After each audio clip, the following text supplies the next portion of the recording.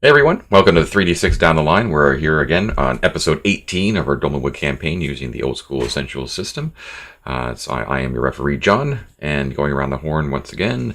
Mike is actually absent this week, unfortunately, so we are going over to David, who is playing Brother Guillem, Matt, who is playing Halifax Swinney, and Ted, who is playing Argus Dreger, the fighter. Is Mike dead to us? We still doing I'm that? feeling what's the word? Magnanimous. Merciful? Magnanimous. I'm feeling magnanimous, yes. Which actually brings me up to my first point, is that I felt bad for telling Mike that when he tried to learn that spell, that because he failed the roll, that he could never learn that spell ever again. So we talked about it off stream, and we came to the conclusion that this is actually a house rule that Ted used to use back whenever he was a young lad playing AD&D. Long ago. Yes, so, and we like this. I think back in 1998. Yeah, exactly.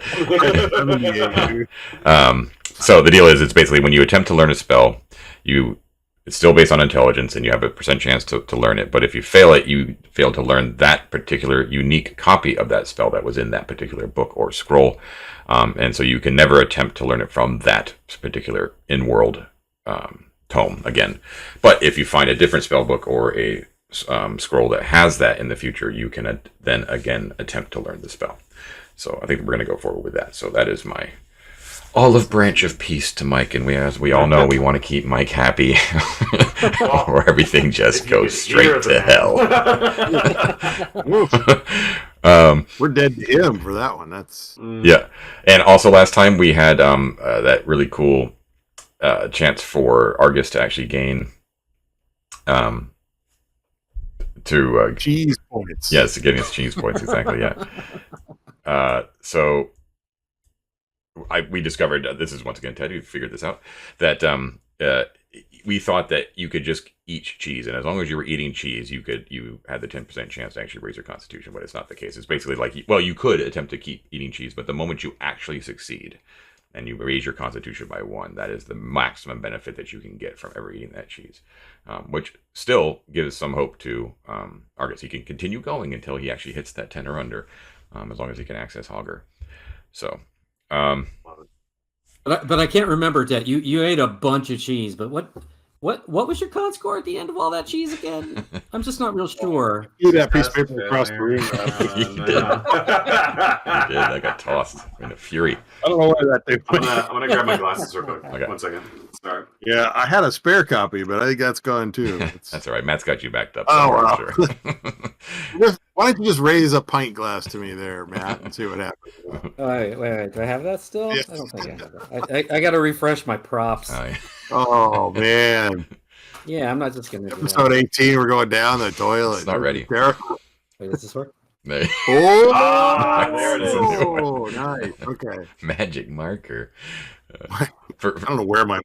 For those of you listening to the podcast, it's a brightly colored sign. That's Yeah, like should we start dictating any visual cues that they don't see? That's true. That's true, yeah. Keep that I in mind. slowly Holds raise up a an piece of index paper. card. And it says con 5. On 5, yes. Brave Sir Argus. So what else logistically? Okay, so I think that's basically it for corrections. One last one. We are going to basically hand wave and say that Brother Guillem's retainers did indeed return to town with the wagon, but they are still willing to be picked up again and go on merry adventures with a lot of you. So they're still retained by you. So we are going to owe them some money then, I think, now that I think about it. Well, you paid them up front, right? Yeah. For 10 days, but we've been gone more than that. 16. I'll figure it out. 8 for you, and then an additional 8 for me, I believe. Yeah, so when we head out again, we'll have to pay them some money. Yes. Right. Okay, so it is the 11th of Simswald, which is basically the equivalent of April. Right. You have arrived. Well, Guillem arrived at night and found you guys and woke you up and dragged you. I believe or was it just you, Guillem, that went back to the church? Everyone went back, right? Yeah, we all went. Yeah. I brought everyone back. Right. Yeah. And I believe it's like really early in the morning. It's like 2 or 3 a.m., right? Like the dead of night. Yeah. And he banged on the door, woke us up, and there was Argus, green chest hair. Hey, man. That's right. How's it going? Where you been? That's right. Yeah. Welcome home. Nice to see you. And dragged you to the Church of St. Wayland, where the Reverend Leanne Smunk is tending to the unconscious form of a Drune named Limnis, who was bodily dragged out of a ferry door by a crookhorn goat person. Guillem, using his smarts, kicked that crookhorn right back through that gate. Safely brought Limnis back to Prigwort, but Limnis is in bad shape. He has lost an eye, and his entire body is basically wrapped up because of numerous wounds from the battle that he and his brothers had within the White Way against this troop of crookhorns, of which he was the only survivor. So that's basically the deal. So you guys are in the Church of St. Wayland. It is quiet. It is dead. The dead of night. The notes I had from last week is that Guillem appeared in the middle of the night. We all went to the church. The priest told us about the Drune and their ancient ways, remembering the Triple Compact, wishes the Drune did, and then we planned a conversation with Limnis in the morning when he wakes up because he's so trashed right now and beat up, whatever. Okay. Yeah, we didn't want to go in. Yeah. Great. Okay. So does Prigwort have like an all-night Waffle House or something? We can. So basically, you can go back and go to sleep and come back in the morning. It won't be Yeah, enough of a rest to actually gain a hit point if you were down one. But we can roll for weather in the morning. So why don't we do that? Yes. Want me to do it? I can do You got it? Okay.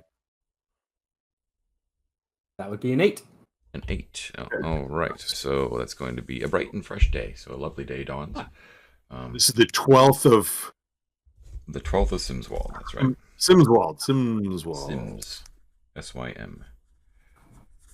All right. 12th of Simswald. Bright and clear. Very well. Clear, you said? Clear and fresh? Bright day? and clear. I didn't say anything about fresh. I I did say something about fresh. Never mind. It is. It's bright and fresh. There's one that's bright and fresh. There's one that's brisk and clear. You're on bright and fresh. Bright and fresh. Aha. Uh-huh. I think that's my deodorant flavor. Yeah, that's good.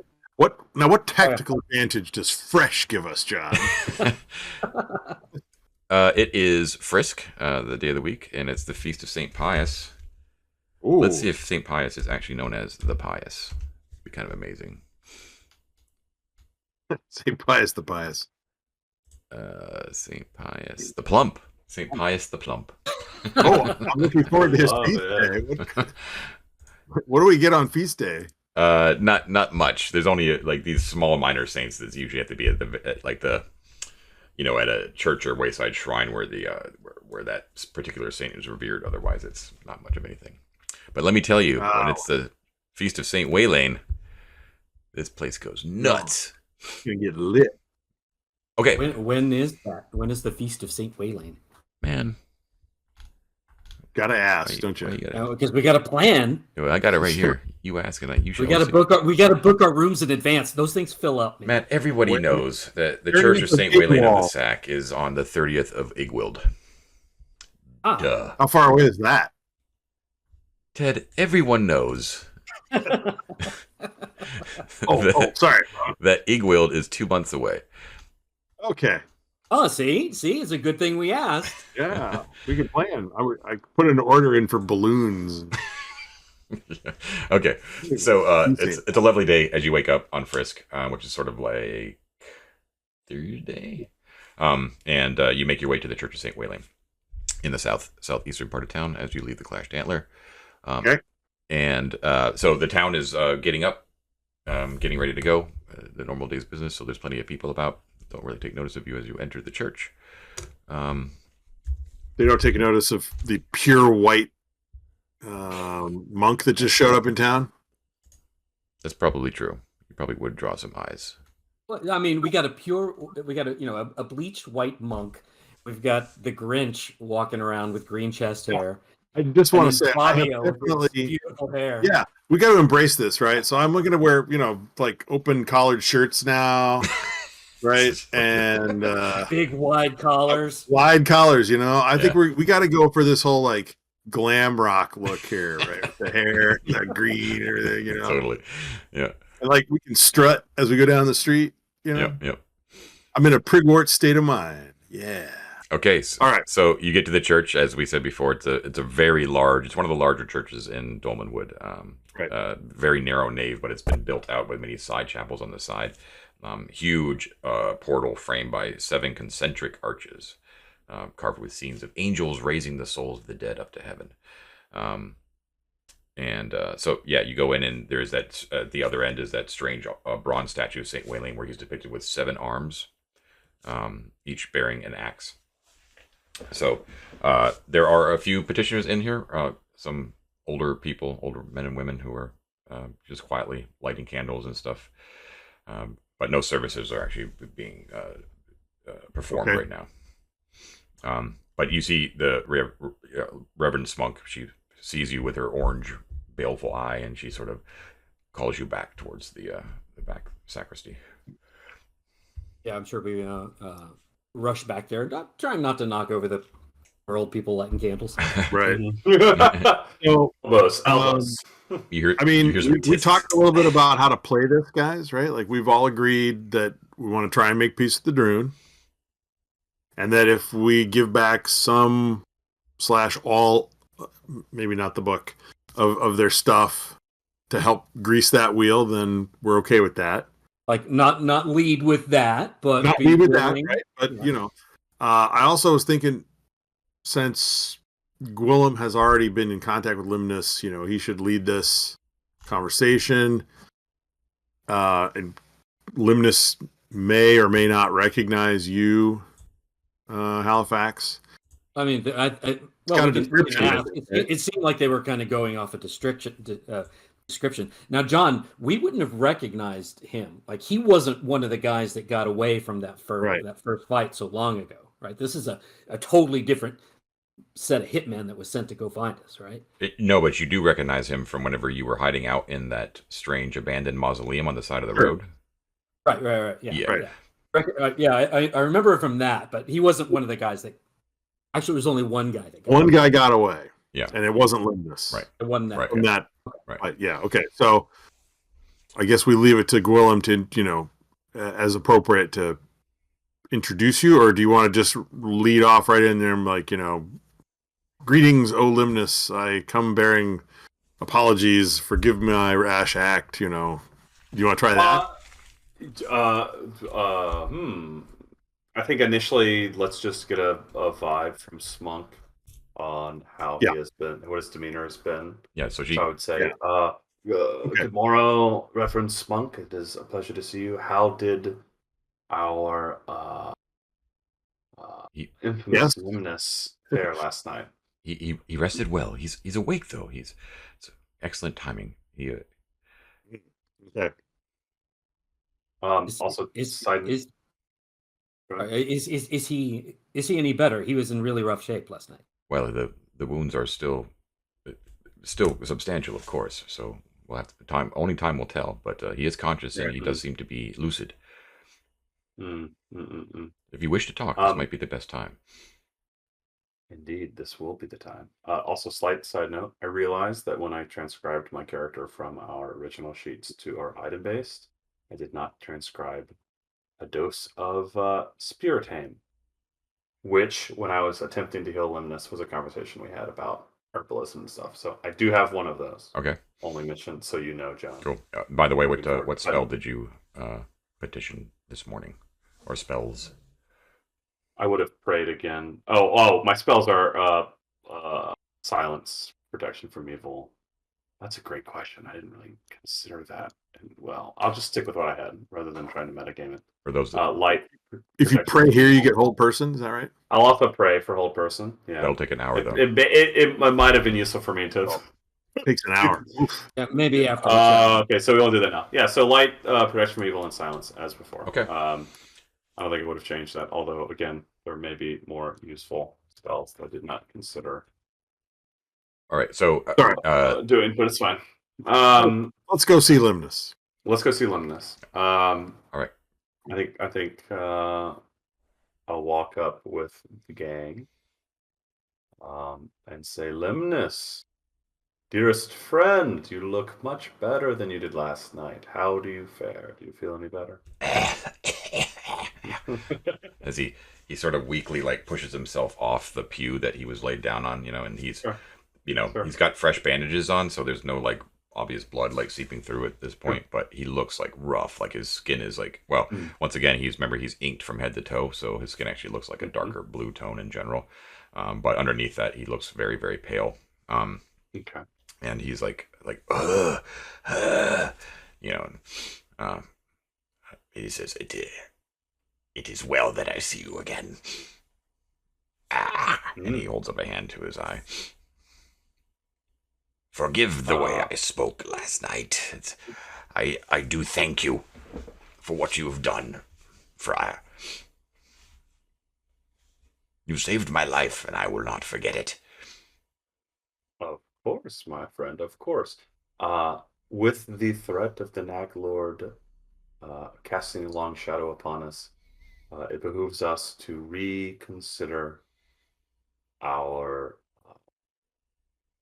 prejudices and approach the future with an open mind. And with that, I'd like to introduce you to my friends here, who you may be aware of by reputation. Indeed, I do. We were told about you. My superior Keladak gave us your descriptions.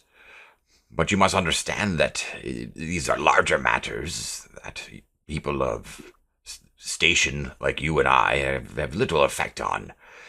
But you must answer for the crimes that you committed. You understand this. Is murder not a crime from where you are from? Is it not proscribed in the church mandates?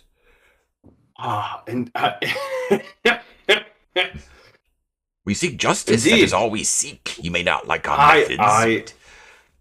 I do understand, though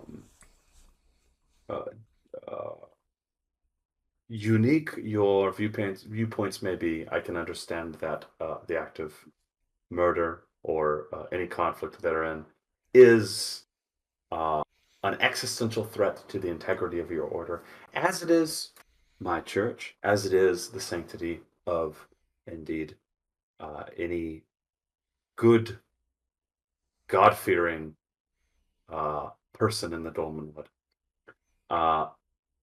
You would understand, too, perhaps, that not knowing our predicament or knowing of the Drune's intent, that when we were approached by strangers who threatened our lives and claimed to own the possessions that we were given, that it would seem a bit like brigands trying to rob us and that we were defending ourselves. And I don't mean that as an insult to you or your compatriots. I mean that as a expression of our confusion and our intent, which is to say that we weren't trying to kill in cold blood. We were trying to defend ourselves against strangers. Now that we know... Go ahead, sir. No, go ahead. Now that we know better, we would like to make amends. And I understand that that is a complicated conversation, but that is why we're here, and that is why I saved your life. It does not matter if you make amends with me. You understand this. I was not witness to the scene. I do not know the facts of what occurred. But I cannot return to the Drune Lodge, to the Aegis, and tell them that I simply let you go. I have been tasked. I am the last of my troop that has been tasked to bring you to justice. What should I do? Should I go back and tell them? Well, Limnis, I have...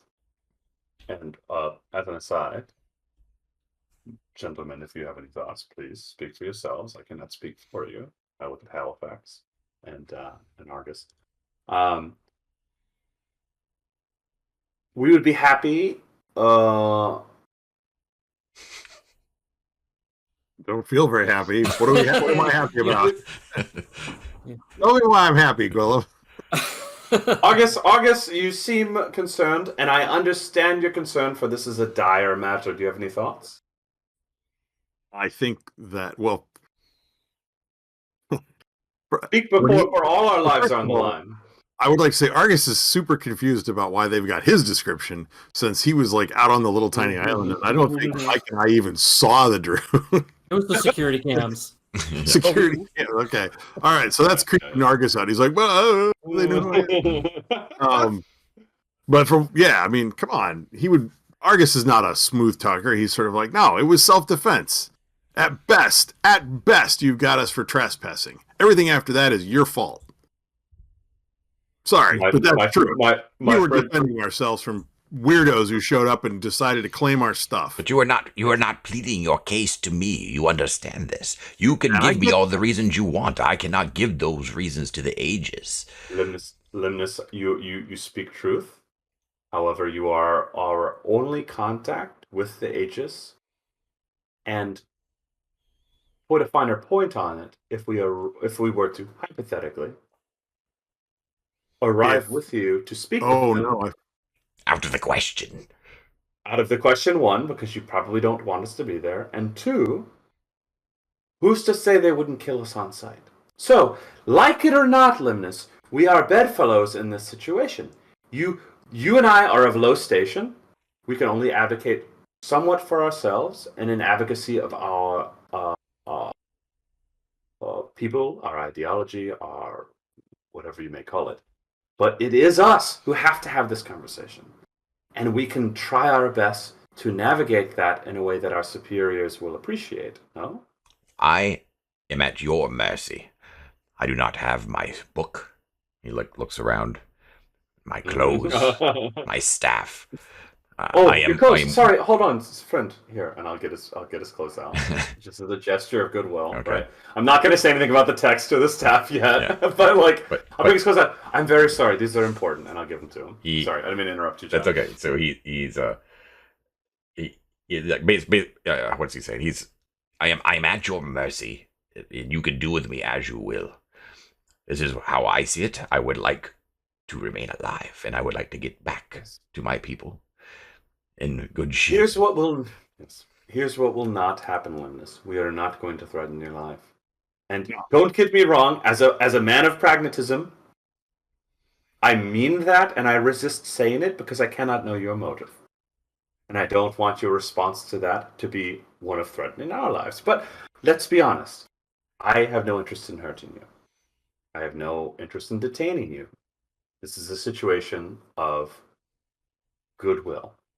With that comes a reality, which is that we can either attempt to conceive together of a way to barter peace between the Drune and ourselves, and perhaps reinvestigate what the Triple Compact really was about, and reintroduce a vision for how our peoples, now estranged, because we are estranged, clearly, not just us, but all of the Dolmenwood, could talk again about the threat of the Naglord and our future.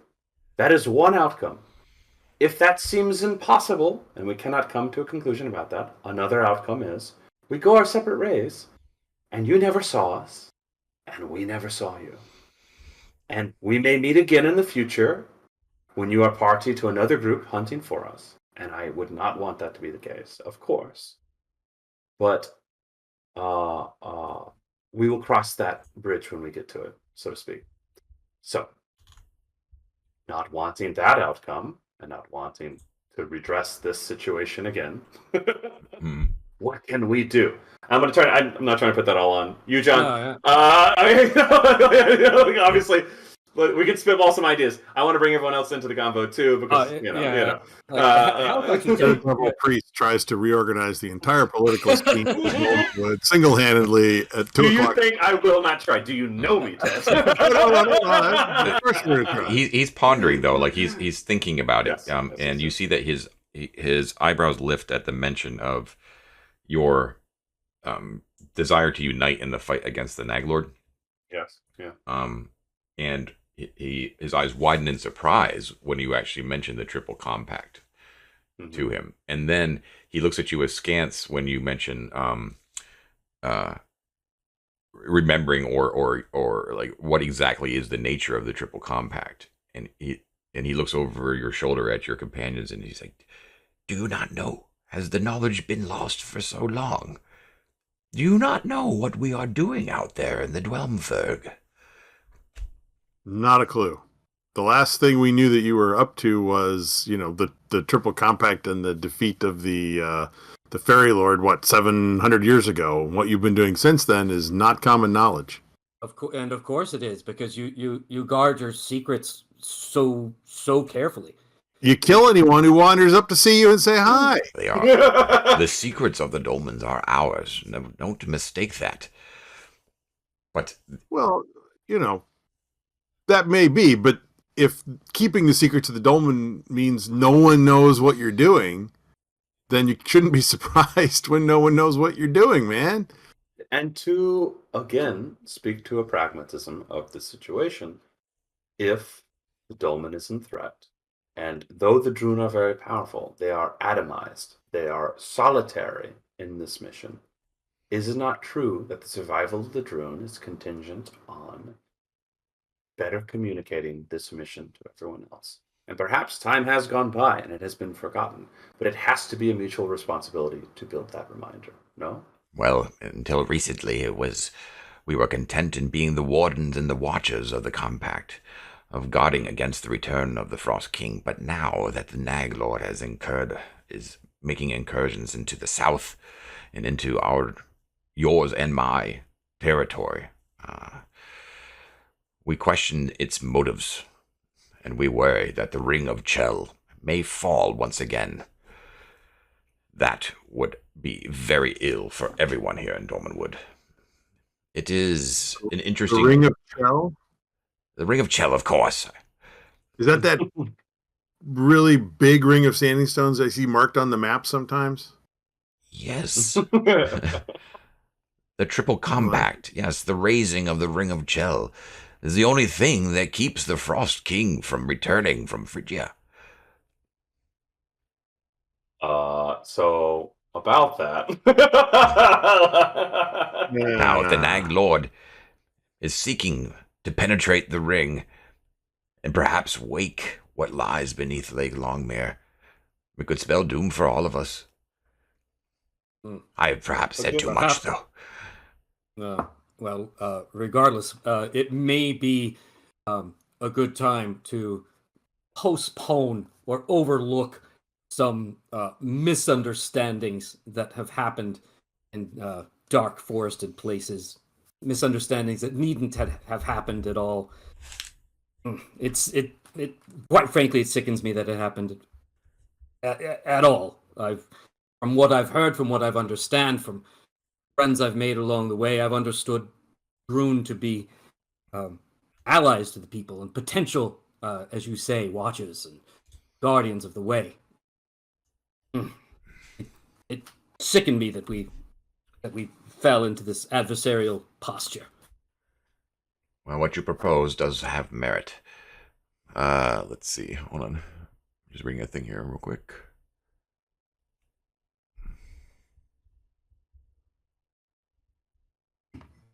I mean, I think it's,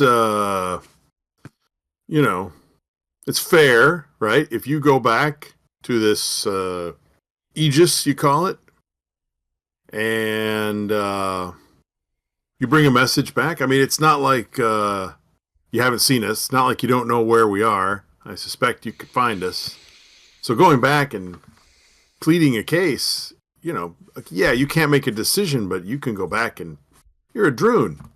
Your word carries weight, right? Yes, I suppose that might be the only path. Whatever path you give me is basically what I must take, but that does seem reasonable. But, I mean, we wouldn't be fair if we gave you a path you had no choice but to obey. That's not free will. That's not the act of, potential comrade. That's just bullying. Well, I also may... Sorry, go ahead. He's thinking to himself, and he's like tapping his chin. He's like, he starts to itch, like his eye, but then he's like, I may be able to rise far in the eyes of the old Drune and the Fanatok himself, should I bring news of a potential ally in the church. Might be something worth exploring. Might be good for Limnis. He said as he pondered. Yes, do what's good for the Limnis, Yes. would it be productive for us to also speak to the Archbishop and attempt to? No. Okay. I don't think that the Archbishop would. Never mind. I didn't say that. The Archbishop is a Like- intransigent man. Yeah, I don't think he'd be fun to play with right now. Also, do you know any rumors about the Archbishop? Limnis? Any dirt? As in, I have a suspicion that he's not what he appears. Is that true? No, we stay out of church business. And they stay out of ours. All right. He's starting to get a little sour again on the church, but you can tell that he likes what you're talking about, basically. He says, I propose this. I have a Within the ring of Chell, along the banks of Lake Longmere, along the Swinny Road past the Great Abbey. The terminus of that road is Fort Vulgar. You've heard of it, yes? Visited? Yeah. No? Yep. Yeah. You haven't gone to Fort Vulgar. No, we've never been. No, We've heard of it, though. As in, I've looked at a map. Fort Vulgar is one of your settlements, but it does lie within the ring, therefore it lies under our domain. The ruler, the knight who is stationed there, who mans that fort, Sir Osric the Gaunt, he has known, on occasion, to have spoken with us in peace. That may be a ground whereupon that we may meet and talk further. Should I bring back word to my elders and they agree to pursue this line of diplomatic relations, shall we call it, if they open up an avenue for talks, that would be the place. This seems wise to me, my friend, that everyone may be comfortable in these conversations. Now you have been marked. We know where you are, so should we wish to seek to speak with you further, we will send word. However, should you find yourself in Fort Vulgar, and you make yourself known and present yourself to Sir Osric, he will send word to us as well, and we will come. Mark. Yeah, did you think he wasn't going to pay attention to where we are? I mean, we really exposed ourselves here. That's a sign of our earnest goodwill. So what say you? Will you free me? Allow me to go back to the Drelmferg? Of course we will. I have a couple of questions before you go, though, my friend. I got one. What's a Drelmferg? The Dolmenwood is what appears to be his reference for the general area of the Dolmenwood in the west around Lake Longmere, in which they hold sway and dominion. Okay, gotcha. Okay. She switches over to the map. And forgive me if this is information we've gotten before. I can't recall because my brain is tired. So tired. My friend, the Nag Lord, attempting to ally himself with the Frost King. Is this indication that the Nag Lord themselves are a Fey make? The Nag Lord? Yes. No one knows what that abomination is. It came from the outside. And we do not know if he seeks to ally with the Frost King. We think that he wishes to wake what lies asleep in Lake Longmere. That's not just the Frost King down there? What's down The there? Frost King is in Phrygia. Cthulhu. All right. That's question one. That's question one. Extremely perilous, according to our calculation. There you go. Listen, that's an inside baseball conversation. Okay, what is perilous? Okay, next question, my friend. And forgive my ignorance. You are of a wise kind, and I am but a doe in the woods, unsure of anything. Like the hunting word man thing. Poets of many letters. Okay, so could you tell us of your perspective of? I've heard many tales about a human knight who wielded an elven blade and fought the Frost Lord, a Sir Chide, I believe the name is. And it would seem to me that he was incongruous with your kind in fighting against this invasion. And what I, and forgive me for my ignorance, am unsure of today is how is it that the Drune found themselves in such opposition with those elves which appeared to be helping us, the Golden Elves, in that endeavor? Was there some falling out? What was going on to cause this animosity? Because, and I'll be honest, in the search for allies against this great unknown evil, the more the merrier. Yes? I think you may have mistook what you saw there in the forest that day. Once again, I was not there to witness it. Sure. But what my fellows, my colleagues have told me is that the elves, a troop of elves, had stumbled upon the Gorthstone, the same as you had. Trespassed, and therefore they had to pay the ultimate price. But if you wish to treat with the Fae, treat with the Fae. We do not throw the mandates down your throat as you are so willing to do with others. I love that. Sorry. Ear to ear grin, even though I'm a friar, ear to ear grin. Interesting. Okay. Why is the punishment for stumbling across the Gorthstone death? What's those secrets are ours. Okay, there's secrets. So somebody walks in the clearing and says, "Oh, I wonder what the heck that is," and goes up to look at it and pokes it and says, "Huh, I wonder what that is. That doesn't make any sense." You come up and kill him? How's that fair? Should they live? The stones themselves are dangerous. You should look at it more as in we are protecting you from yourselves and your foolishness. See, what from folks? Maybe you should invest in some nice signage. Maybe a fence. There are always warnings that the stones are near. It is only the foolish or the brave or the greedy who just seek to ignore them and continue forward until they are actually in the presence of one of the stones. Sounds like us. And with this in mind, I have another question, and then I mean not to tire your ear, John. I mean, Limnis. Should an individual be by birth or interest versed in the arcane, but of good nature? Would it not be beneficial for them to converse with the Drune, perhaps to join or to ally themselves? In other words, if I knew a man, hypothetically, who maybe casted a spell once or twice and didn't want to murder or be murdered,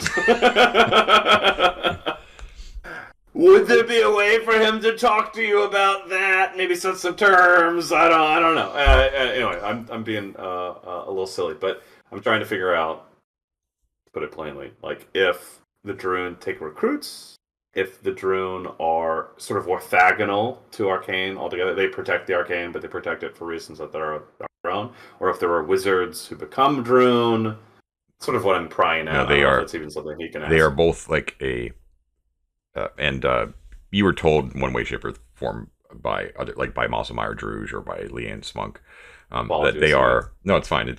They are both like a sect. Like a secret society, but they are also a people. They are actually like a racial stock, right? A different people. So they, than the people of the Empire, which most of the human beings are here in the Dolmenwood. So, and do I have a sense that, again, this may have been told before, that their possession of the arcane is an expression of, I don't know how to phrase this, like a cultural or an ethnic possession of arcane, as in like these are things that were ours, like as in like elves are, like extra human, or do I have a sense that it's a political possession of the arcane, as in like this is the thing that we as a people or as a politic want. Does that make sense, or is that even something that makes sense to ask? I don't know. They are the oldest people. I'm just trying to understand. Their people are the oldest people in the woods, so they are. If they're right, it depends on the viewpoint, but they were the first ones here, and they have a special. They themselves think that they have a special connection with the magic of the earth. Yes, that is in the bedrock of Dolmenwood, of which spring the ley lines. And all arcane energies are basically focused along those lines, and so therefore they lay claim to them because they're the only ones that have mastered them. That makes sense. They're the ones that know about them, and so due to a combination of both the length of time in which they've been masters of these energies, and also being the first peoples here that really understand how Dolmenwood works, and then those energies being so dangerous. That at least back in the day, they thought that they would be like the wardens of those forces, right? So hence them being sort of verboten. That makes sense. Yes, and then over the years, though, it's sort of changed a little bit. Like maybe the really old ones sort of remember like the actual original intent that they're actually protecting people from themselves, as he said. But now it's become sort of a not a vicious circle, but just. It's devolved into like a state of like hoarding and not wanting anybody to have it, that sort of thing. But the analogy would be sort of like, if the Druids were still around after the Romans and after the Normans and the Saxons had all been there, there was still a distinctly Celtic, origin species, not species, but a community living in England and that are just doing their own thing. That's the Druid, basically. Right. Yeah, that's very much I feel the way I interpret their thing is very much like that specific analog. So okay. I also very much misspoke. I had to look up the lore while you guys were talking.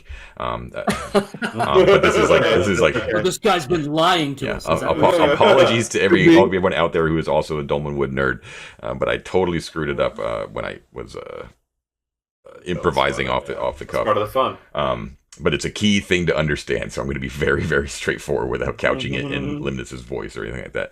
So, he said that the Naglord was attempting to wake the sleeping creature in Lake Longmere. Right, the thing that is Lake Longmere is actually the complete opposite because I'm a moron.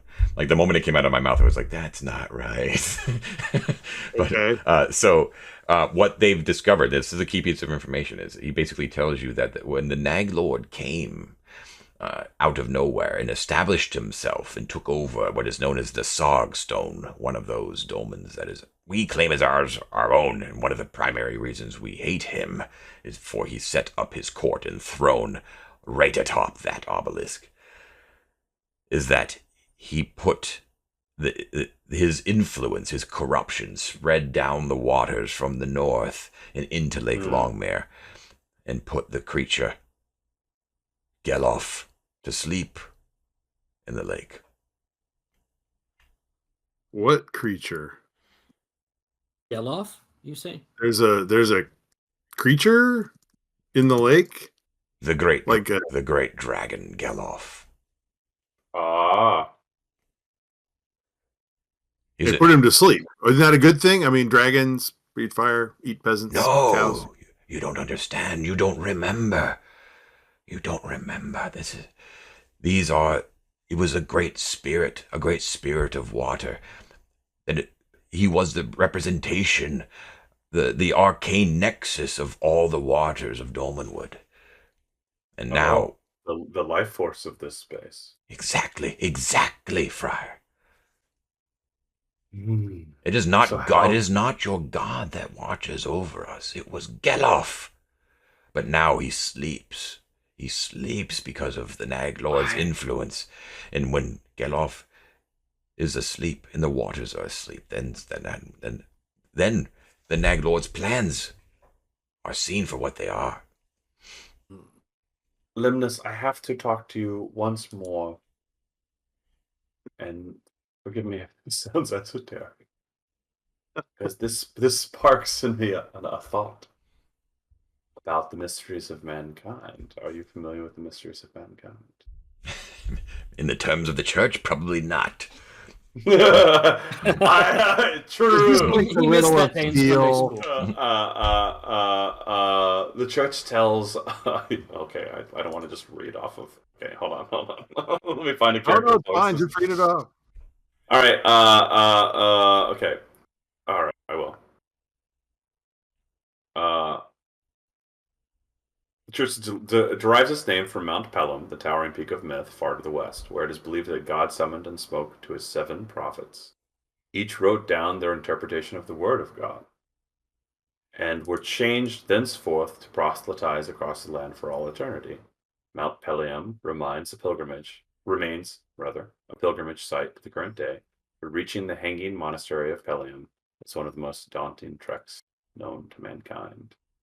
Each prophet was told a hidden mystery of mankind, but only be revealed at a certain time, upon which they would ascend and sit at the feet of God. Only one of those prophets, Isaiah, has revealed a mystery 400 years ago. This has become known as, quote, the revelation of Isaiah. Isaiah? Isaiah, yeah. Yes. And which is, mankind in his folly shall birth a behemoth that stalks the land thrice. On its brow, vengeance, on its lips, falsehood. Fairy tales. Fairy tales. Yes. Yeah. I mean, it's so. He's like, you know, So I mentioned. it's a church yeah, parable. Like he doesn't, you know what I mean? To him, it means. I understand that he doesn't understand the parable. Yeah.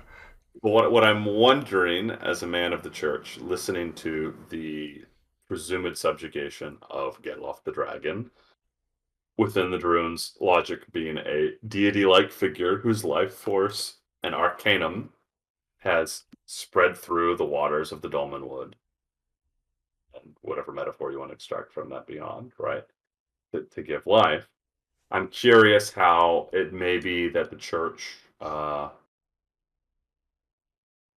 interpreted events like that within religious contexts. Does that make sense? And so, where am I going with this? I'm losing my thread. Are you trying to compare this creature to the dragon or something? Sorry, You're wondering. Are you suggesting that the dragon is the behemoth? Or maybe not the suggesting Naglor that. I'm maybe the nag. This is the whole point. This is a parable, which is cryptic, which is attached to a church, an ancient church belief that there are fundamental truths about the universe that have been forgotten, or have at the very least been bequeathed upon important people, who have then conveyed them out into the dolmen. Right. So the idea that mankind in its folly shall birth a behemoth that stalks the land thrice.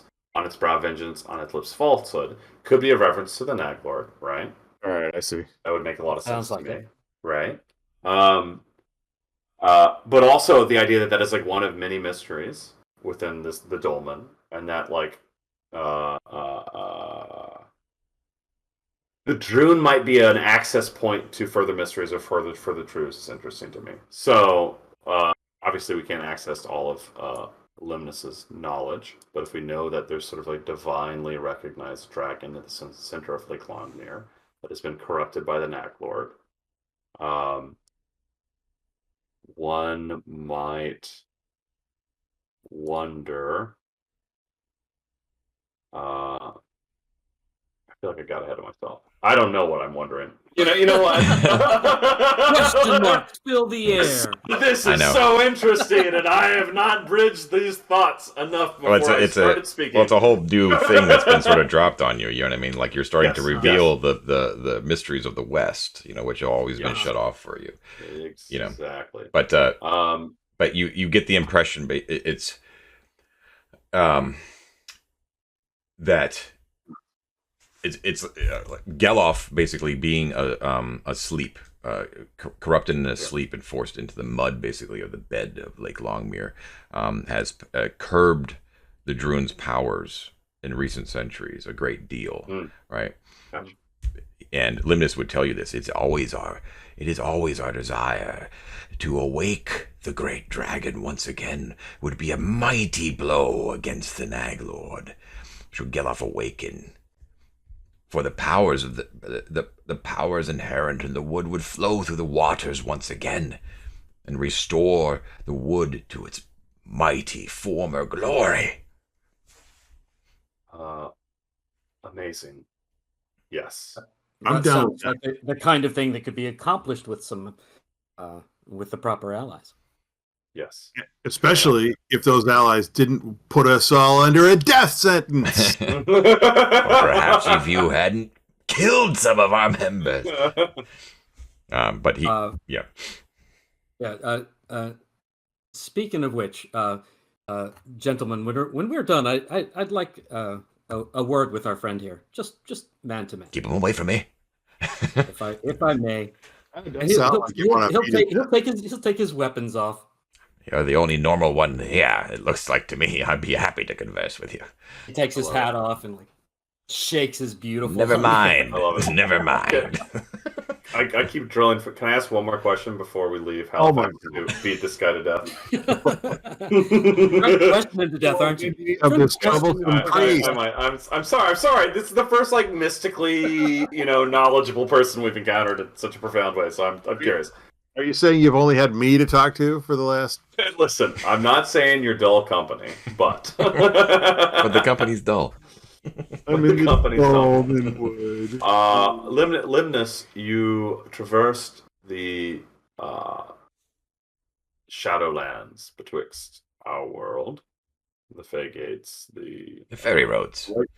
Ferry Roads, and betwixt them laid a tower.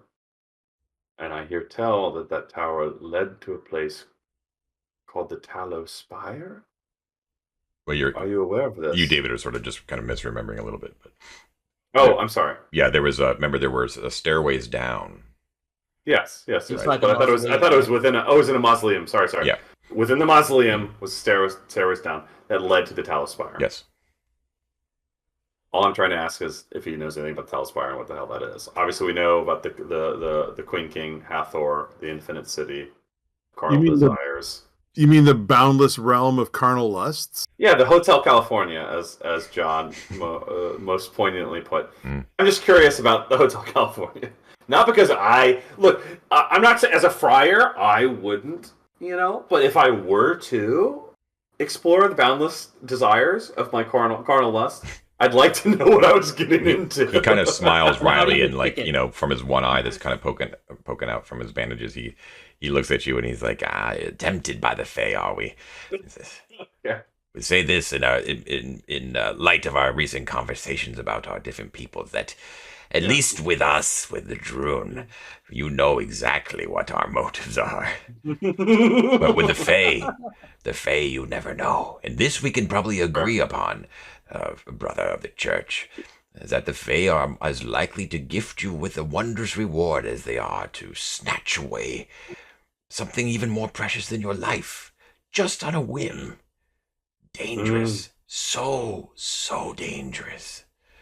And should you find one of these pathways to one of their realms where they hold absolute dominion, not just the little pockets of land like the Golden Wood here in Dolmenwood, but their actual realms, the actual fairy realms.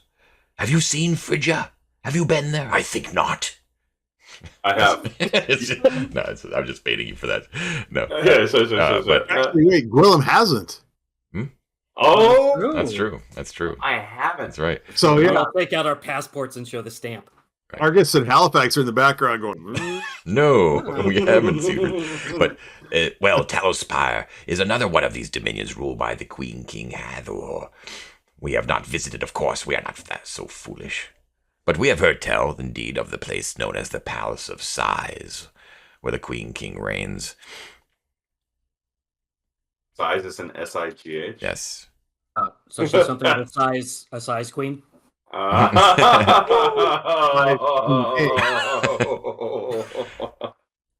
Love it. Nice. We too have heard the tales of the Queen King's boundless lust. and of the infinite city of Talospire. Sounds like I'm definitely not gonna go there very soon. Absolutely not interested. Celibacy, etc., etc. Although, yes, those 7 mandates certainly have a grip on you, don't they? A grip that could be changed in. Never mind. So, with that, I will bid my adieu and allow Halifax to have the conversation he wants to have. Cool. All right. So it's just you and Limnis in the back sacristy. Quiet. He's softly coughing. So first, Halifax will go up and he pulls something out of a little bag that he has, and he sets it down on the table next to him. And this is called Warmspittle. We've got this in town, and it'll help you get a little bit better as you rest. I'm not sure if you're planning on getting out of here right away, if you're going to rest a little bit more. But as soon as I can move. Won't be for a while, though. Thank you, though. Thank you. Every little bit will help. This is from the herbalist, the man who thinks he knows things about things. True. Thinks he knows things about things. That's one way of putting it. But that guy, we've tried some of his wares before, and they can help. And yeah, I don't like to see anyone suffer. But that's beside the point. I don't have anything to add about our desire. We've told nothing but the truth, and that all we really want with your people is peace and alliance. That said, I know you're not it's not within your power to do that, other than to convey a message to your Aegis. But I'll say this, and we'll do as we said. We'll make it to Fort Vulgar and have our talks. In the meantime, if we are still on your list, if we're still being hunted, I have but one request. It was me who initiated that combat when those men we saw in the forest, who I didn't know, confronted us and demanded my property, like thieves.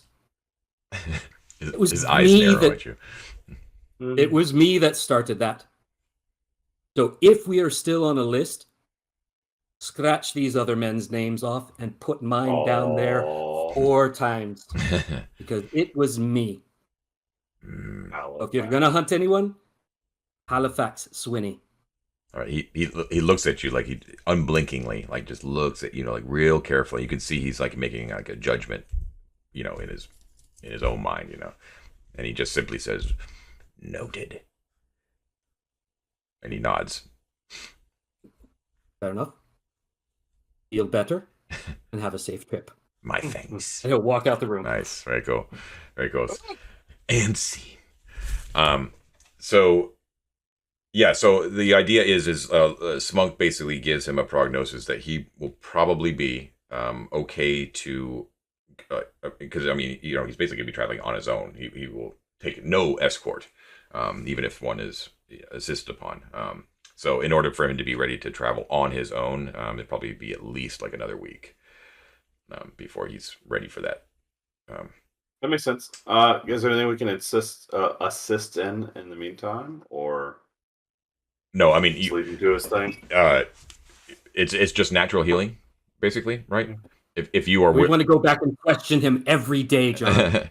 You can certainly, if you're willing to front the money, you can go to Wormspittles and get more of the Brewmaster's Balsam or whatever he may have available. He always has Wormspittle and always has Brewmaster's Balsam available. I should say I don't have to roll to see if he's got it in stock, but there is a chance that you may clear him out of his current stock here. Wormspittle gets re-upped with a lot of his more common stuff and some of the uncommon stuff on Collie on market days, usually when he gets a fresh stock of stuff. Just in case you want that logistic sort of thing. That would probably speed up his ability to get out of there. Otherwise, Reverend Smunk agrees to keep his presence secret. And that's that. So, okay. Yeah, I love it. Is there anything like just from me as like the referee, like that you're? I mean, obviously there's some secrets still, but from what I told you about some of that lore that is like confusing or didn't make sense. Makes sense now. Yeah. I think I follow. Yeah. No, and it's nice. We have another little checkbox on our list of to-dos. Yeah. I know that you wanted to check some of those off, but we just gave you a whole bunch more. Well, you check them off, you add some on. What do you know? I should say too that actually some commenters in the previous week were asking about my document on the Peleatic Church, which is not an actual creation tied to Dolmenwood. It's my own thing, but that when I initially conceived of it in the document that I've handed out to my players here, the timeline of the church's history does not line up with the timeline of Dolmenwood's official history, so that should be revised. So when David was relating that the prophet Isaiah received her revelation 400 years ago, it was not 400 years ago. It was much further back. I don't know the exact date, but it's at least over 1,000 years ago. It was 400 years. Yeah, exactly. Yeah. Right. Listen. As the churches want to do, time gets dilated a bit. Yeah, exactly. You know, I don't know exactly. It was yesterday. It was, I also, just as a slight aside, because I have them and why not, knowing that healing is a boring job and wanting to ingratiate us to dear Limnis a little bit, and because I'm staying, I sleep at the church every night, I'll occasionally visit him in his quarters, wherever he's healing, and I'll ask if he wants to play a bit of dice. Some dice. Because the trinket I rolled was blackstone dice with white skull pips. Oh, cool. It's a little foreboding. Right. And I'll throw dice with him here and there, just as sort of like a, if he's interested, way to pass the time. Okay, this will be fun actually. So I'm going to say initially. He is so irritated that you come. You know what I mean? Yeah, of course. He's already given so much. You know what I mean? He's probably having a crisis of identity. Did I just give up too many secrets of the Drune? Sure. Which I know. I think on some level, right? But what I want to do is I actually want to roll a NPC reaction roll to see we'll just see how he takes your constant visiting or once he realizes that you're not going to go away, how he views it. Yeah, I love it. All right. If he loses the dice and gets pissed. Yeah, exactly. And I'll add to that. I'm willing to make minor wagers on dice out of the fun of it, right? Whatever those might be, a silver here or there. Right. Where is this list?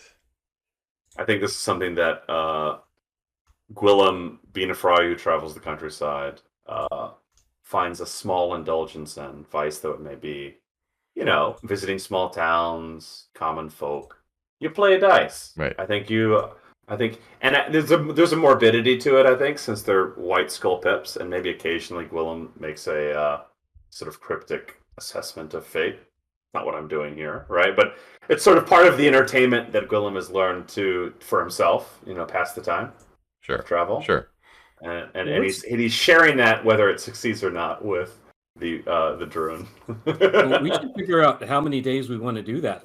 How long do we want to stay in town before? Right. I agree with that too. That's a very good point. And if I may be Argus accountant helm briefly, the company funds as of the day you arrive have 106 gold pieces in it. So we can continue to stay here for a while, but it will severely deplete our ability to hire retainers without dipping into. Sure. We will have to buy in. We'll all have to buy in again to the. Let's just make the reaction roll real quick, and we'll get that settled. Yeah. Okay. Sure. 2d6, by the way. Whoever wants to roll. David. I'm rolling it. Hold on 1 second. That is a 5. A 5. All right. Yeah. Yeah. So in typical. Well, what's your? Do you have a charisma modifier? Your charisma is as charismatic as hell, right? Yes, I do. I have a +2. So that's if I recall correctly, it's his beautiful neck. That's right. Yes. So 7. That changes it. I actually moved it up from unfriendly to neutral or uncertain. So I'm going to say he's basically like his normal crotchety self, but he's too wounded to be able to put up much of a fight. Sure. So he begrudgingly, plays with you. But you can't say the relationship's been particularly improved. It's just sort of he's resigned himself to having to deal with you every day. Listen, he shares a lot with my friends and loved ones. So. Yeah. Okay. So are these role playing games that, by the way, that he's playing? Yeah. Right. What kind of dice games are these? I thought this was about fantasy, not reality. All right, you be a thief, and I'll be a wizard. I'm always the thief. All right. So Cool. within that span of time as well. This is another thing we should probably have told the viewers, that during the 8 days in which Alfric, Argus, and Halifax were waiting for Guillem to return, or hoping that he would return, Halifax had also sent a message out to Harrimore Keep, explaining the situation. And what exactly, you don't have to read me the letter or anything, but what exactly was the content of the message? So the content of the things that he definitely would have wanted to have shared was that number one, in their travels, they came across these crookshanks. I got that right? Crookshanks? Crookhorns. Crookhorns, Yeah. sorry. Crookhorns in the area north of the Hall of Sleep, in that band of woods between the two rivers, so that the Naglord has at least some forces there. We saw them personally. We encountered with them, and we were able to make our escape. Number one. Number two, also that we discovered the presence of a ferry gate that leads directly to that position. So if the Naglord is aware of it, and at that point we wouldn't know for sure that it was, like when he wrote the letter, because Guillem hadn't made it back yet. Right. Yeah. But saying that there's a way, there's a back door, right, where if the Naglord's forces are aware of the ferry door on that end, that they could make it all the way down and flank her, basically. Okay. Right. Okay. So I remember that. So a message does indeed come back from the Lady Harrimore. It's actually not from her. It's from Lady Eleanor, your mentor, and she wishes you well, hopes that everything was good. She's so happy that you were able to contact, and she says that she has passed on the message to the lady. In return, the lady is basically saying that she is aware of the presence of fairy roads, and she bids you not worry, because the Naglord will not risk sending forces en masse into the realm of fairy, much for the same reasons that anyone else of sane mind wouldn't do the same. The dangers and chaotic nature of the realms of fairy themselves, and the way that they mess with time, would probably, in all likelihood, would yield little fruit for those who seek to take advantage of it. But this is also coming from the reason that Lady, what am I trying to say? Lady Harrimore is not just the ruler of House Harrimore; she's also a noted sage. There is no other lords in all of Dolmenwood that have that sort of double status, right? She actually knows stuff. That's why she's able to kind of say this with authority.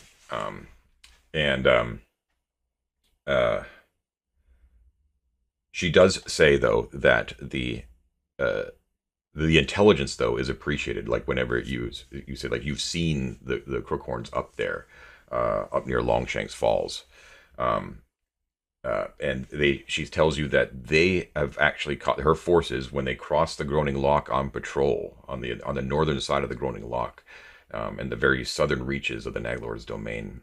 They were actually able to take a Crookhorn prisoner, and they have it right now in the dungeons of Harrimore Keep, but it's proving particularly resistant to the plying for information, even under the tender care of Reverend Crestontius. Oh yeah, our friend. Yeah, there's nothing tender about that. So, like, when you hear those words, you're like, "Oh, that must be one tough Crookhorn."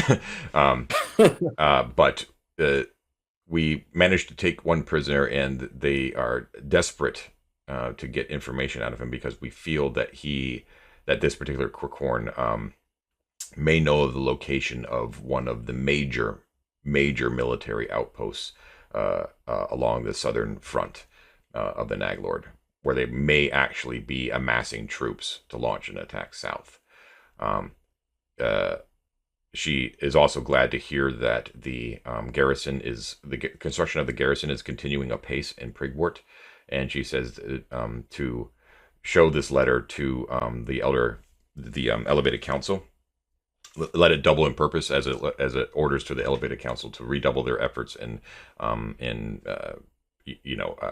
outfitting the garrison and strengthening the forces, the defenses, all kind of stuff, because she fears the worst. But if we can actually find out where this outpost is, that would be extremely valuable information.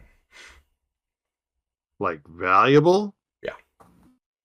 It's not made explicit. Just you write little dollar signs by valuable. Yeah. Valuable. This seems to be like a very long message, apparently, but she says that it is. You are not required. This is not an order, Halifax. I'm going to make that clear as a referee that she's not demanding this of you. But she says, should you find your way to Harrimore Keep, we may have a means. We may have an idea of a way to get this Crookhorn to talk. But it involves some specialized skills. Dangerous. We'll get Guillem to talk him to death. Just another thing to put on your list of things, But I'm just saying, as a DM, it's like it's okay. That'll sit there for a while. You know what I mean? You're not gonna. Right. Yeah.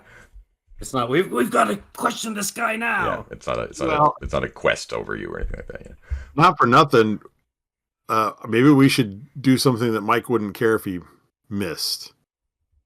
I want to go into a cave. Yeah, I think Mike wants to go in a cave too, though. Who doesn't want to play Dungeons and Dragons? Of course, you want to go into a cave. That's just... Well, yeah. Listen, what I know is Mike isn't here. Yeah, you're right. Snooze, you lose. You're right. I'm just saying. You're right. You're right. All right, so Well, that's the deal. So now we really do leave it open to you guys. Now, what exactly would you like to do? So Okay. I just have a couple things. So we have, as I said, we're running low on cash. We do have, I know off camera we discussed disposition of some of our treasure. So we're at this point still not planning to sell or otherwise liquidate the fairy dagger or elf helmet or the lance, right? Or the Drune gear. Now that we have it. I'll get to that. Right, Oh, right, okay. Halifax. The golden elf stuff you wanted to hold on to, or do you still feel that way? I would like to hang on to it until things get desperate. Just for that time when we meet with those golden elves, I'd like to give it back to them. It makes sense to me. Okay, we found this. We didn't feel right selling it. Seems like right. Sure. We're That's keeping the logical gold. to me. We're keeping the gold that it was in his pocket. That's not negotiable. not an issue. Yeah, that's Okay. not something of honor. Yeah. So that leaves us with a Drune dagger, Drune staff, and Drune torque. Drune Which staff was magical. the staff is magic, but the dagger and the torque. So I mean, I'll say this because of Guillem's constant visits, that you get every impression, even though he doesn't like explicitly say it, that he just expects to be given back two items: the spellbook and the staff. You have a feeling that you could probably get away without returning the torque. That appears just to be sort of like a piece of jewelry, So you know what I mean? Like, the gear of the. Clear, Sorry.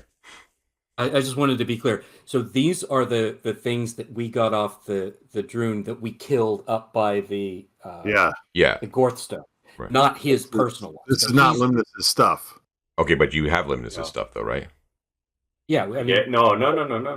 I gave Limnis' ropes back, which were the only If thing. he had other stuff, I don't know anything about it. I haven't taken anything else from Limnis other than her Yeah. robes, which I gave back to him immediately. And I will point out, though I get your meaning. There's no prior to the negotiations that we went through, which is why I didn't want to proffer these items immediately.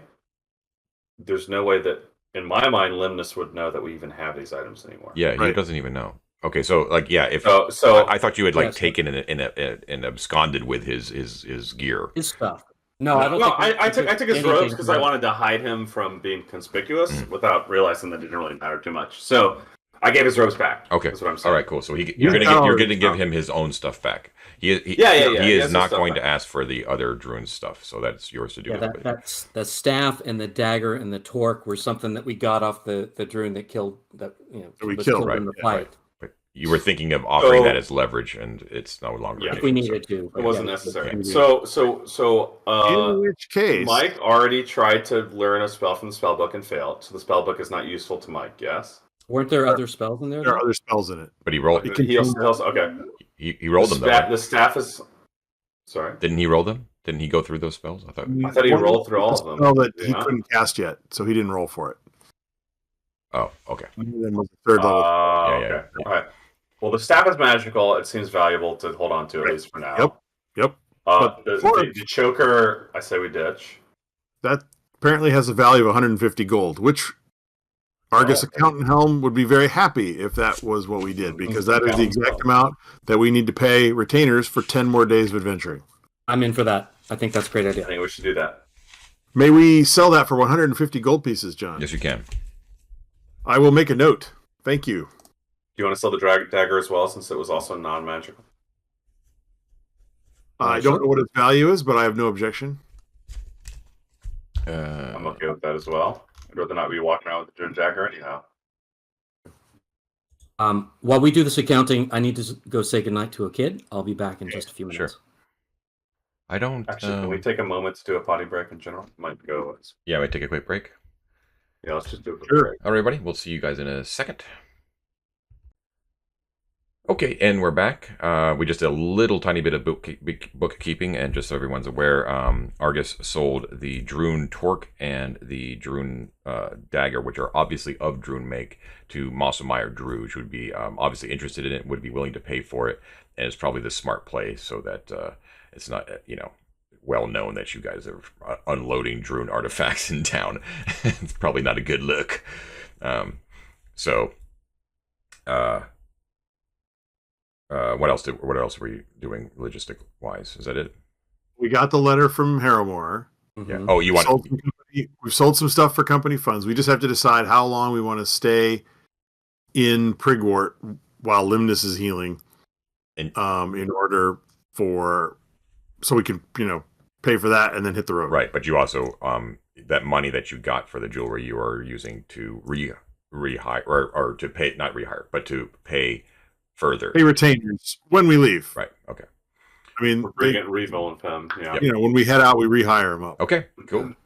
Oh, I'm awfully going to pray for a hold person, just to make it clear. Well, it depends on now we're looking long term. Like, how much more downtime are you going to spend here in town? Yeah, I don't have anything I need to be doing, so it's all a question of how long you want to sit and play dice with Limnis. So yeah, I mean, I'm only going to play man. I'm only going to play as many times as we need, so maybe a night while y'all are doing stuff, it sounds like. And then we hit the road. Right. Okay, so then the next question is, based on stuff that we were talking about before we started playing, the response we got from Harrowmore does not make me want to necessarily go up to Odd. It sounds like they've got it under control. We could go up to Harrowmore and help with the interrogation of the Crookhorn. I would personally like to go to the cave. I think the cave idea is the way to go. So I'm down with going down there, finishing what we started so many times. Yeah.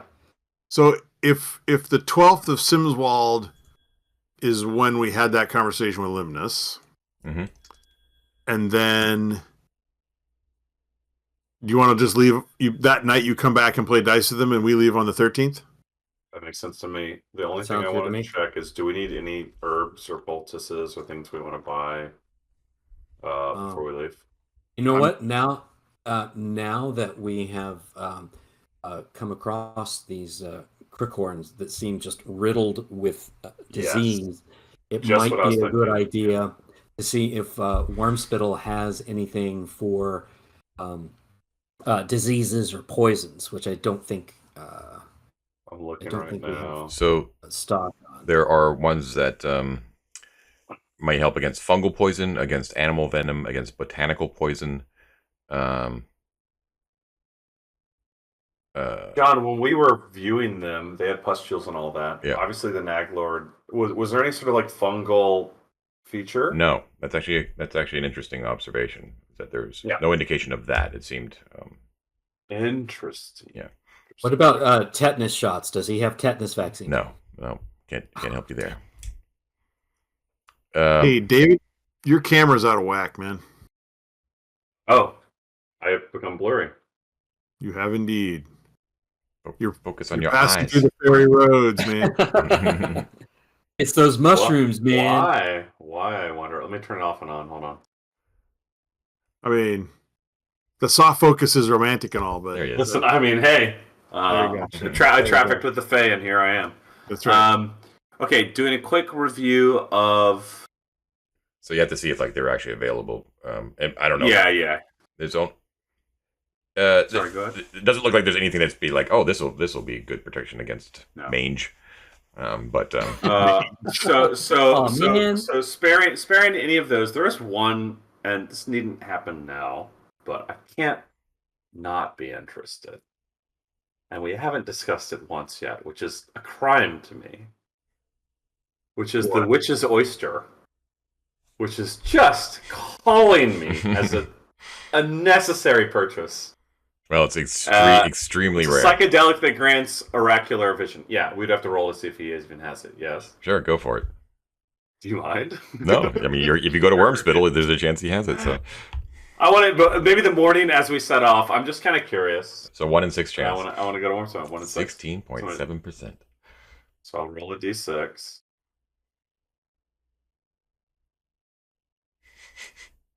Oh, it's a 2. No bueno. So technically 2 is one number in 6. I just want to point out. Unfortunately, brother, we don't have the Witch's Oyster today. Can I interest you in something else? Anything else, guys?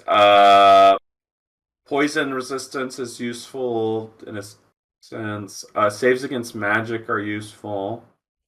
Perhaps some See invisible after our encounter with the Drune would be useful. I was kind of wondering about that one, actually. The Tom and Mary. It's 150, though. It's quite expensive. So yeah.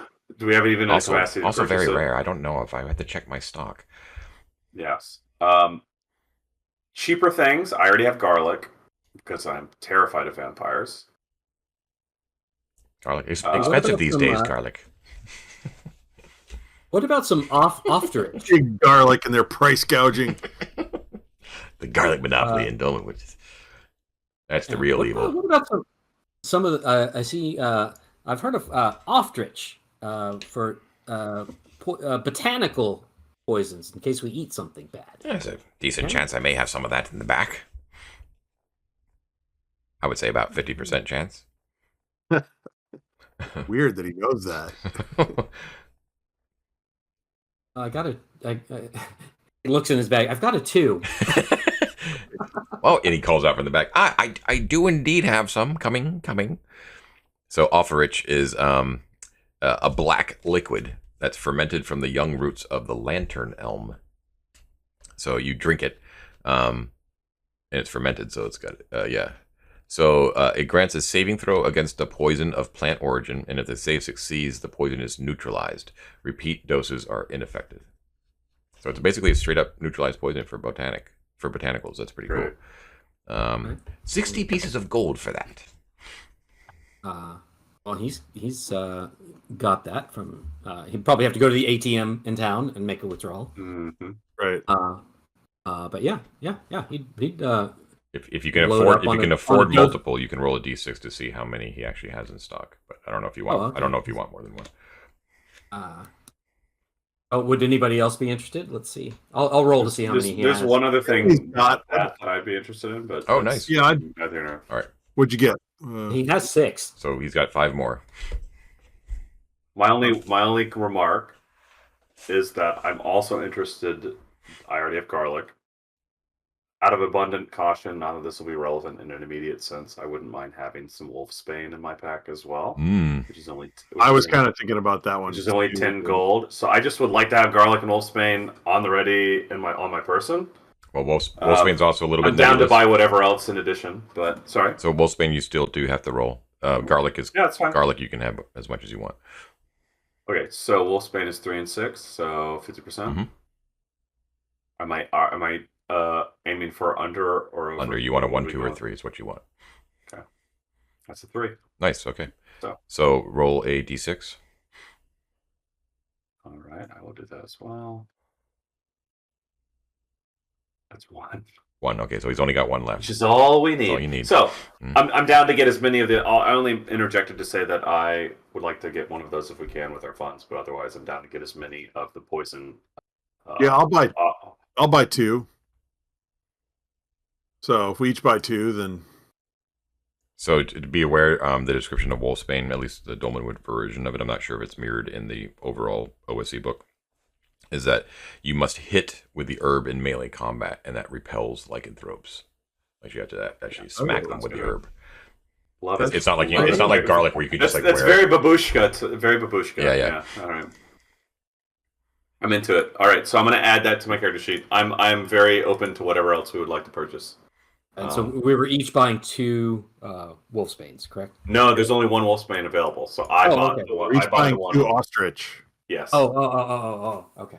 General purpose ones that are good is Fenib is a great one because it gives you an extra hit point overnight. So it basically, like if you guys have a good night's rest out in the wilderness, you would gain 2 hit points per night instead of 1 if you supplemented it with Fenib. And of course, Spirit Haim is always like a go-to. Oh yeah, we should see how much Fenib he has. I didn't see that before. That is So Fenib is common. Oh yeah, he's got it, no problem. And Spirit Haim we would have to check. Fenib though is you'll probably have more. Let's roll 2d6. I have 1 Spirit Haim. Sorry, go ahead. Yeah, we have to check to see if it has Spirit Haim. Fenib though, let's roll 2d6. See how many. I'll have at least 2 doses of it. Dad, do you want to roll this one? I roll think I'll roll last. I'm actually trying to keep track of everything we're buying. Oh, okay. I'll roll it then. While you're rolling it, I'll also point out that as a friar, I have an advantage to administering Spirit Haim, so it is a useful thing within the party for me to have. Why is it? Oh, okay. Well, first of all, there's 8 doses of Fenib. They cost 5 each. And what exactly is the friar ability that makes it just Spirit Haim? I'll read it post hints 1 moment. If I'm understanding correctly, I could be wrong. Hold on 1 second. Okay, so the friar has an herbalism skill, and that herbalism skill says, in the hands of a friar, a single dose of an herb is sufficient for 2 subjects. This does not apply to herbs used to combat monsters such as Wolfbane. So any herb that we have has a double dose, except for anti-monster herbs. Yeah, which would apply to Spirit Haim, which just apply to. Actually, that's really. It's really good. Okay, it applies to everything. I'm really processing this in the moment here. Hold on. Yeah. So everything we just bought, with the exception of anything that is used to combat monsters, I can double the portion of. Yes. So like the Fenib, for instance, like 1 dose of Fenib would actually make 2 people gain an extra hit point overnight. Oh, okay. This is a phenomenal skill. Okay, so friars, gotta love them. That's the situation. So, yeah, great. So it would. Okay. Yeah. So wait, I'm a little confused. Okay, so Guillem bought 1 Wolfsbane. There's only 1 available. I bought the 1. Yes. We're each buying 2 doses of the ostrich, right? Or if your mind has changed, I double the dosage of all of those by virtue of administering them myself. Still buy them because we can still buy them all. I'm just saying, like if there's something else you want. Yeah.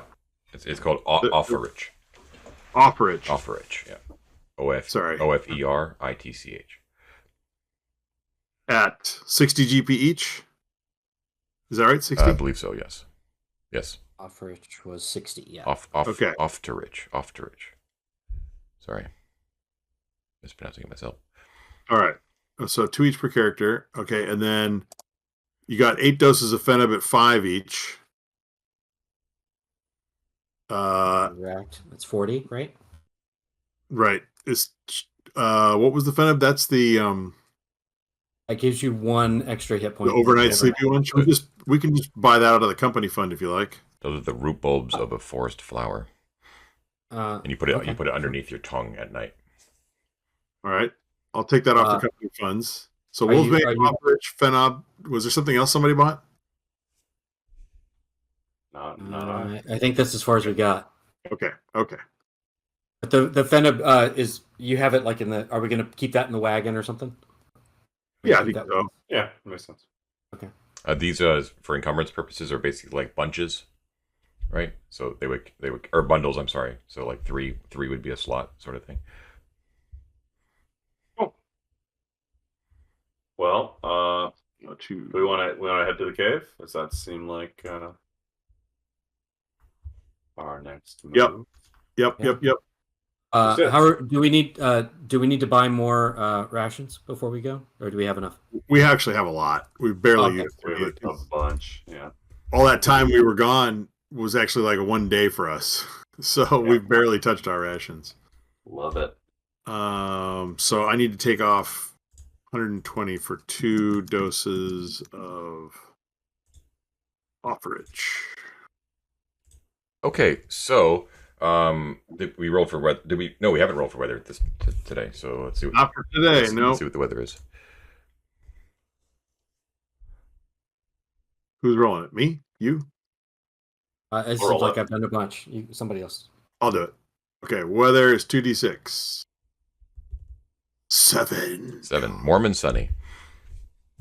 It is a beautiful day to encounter a rogue wizard. Indeed.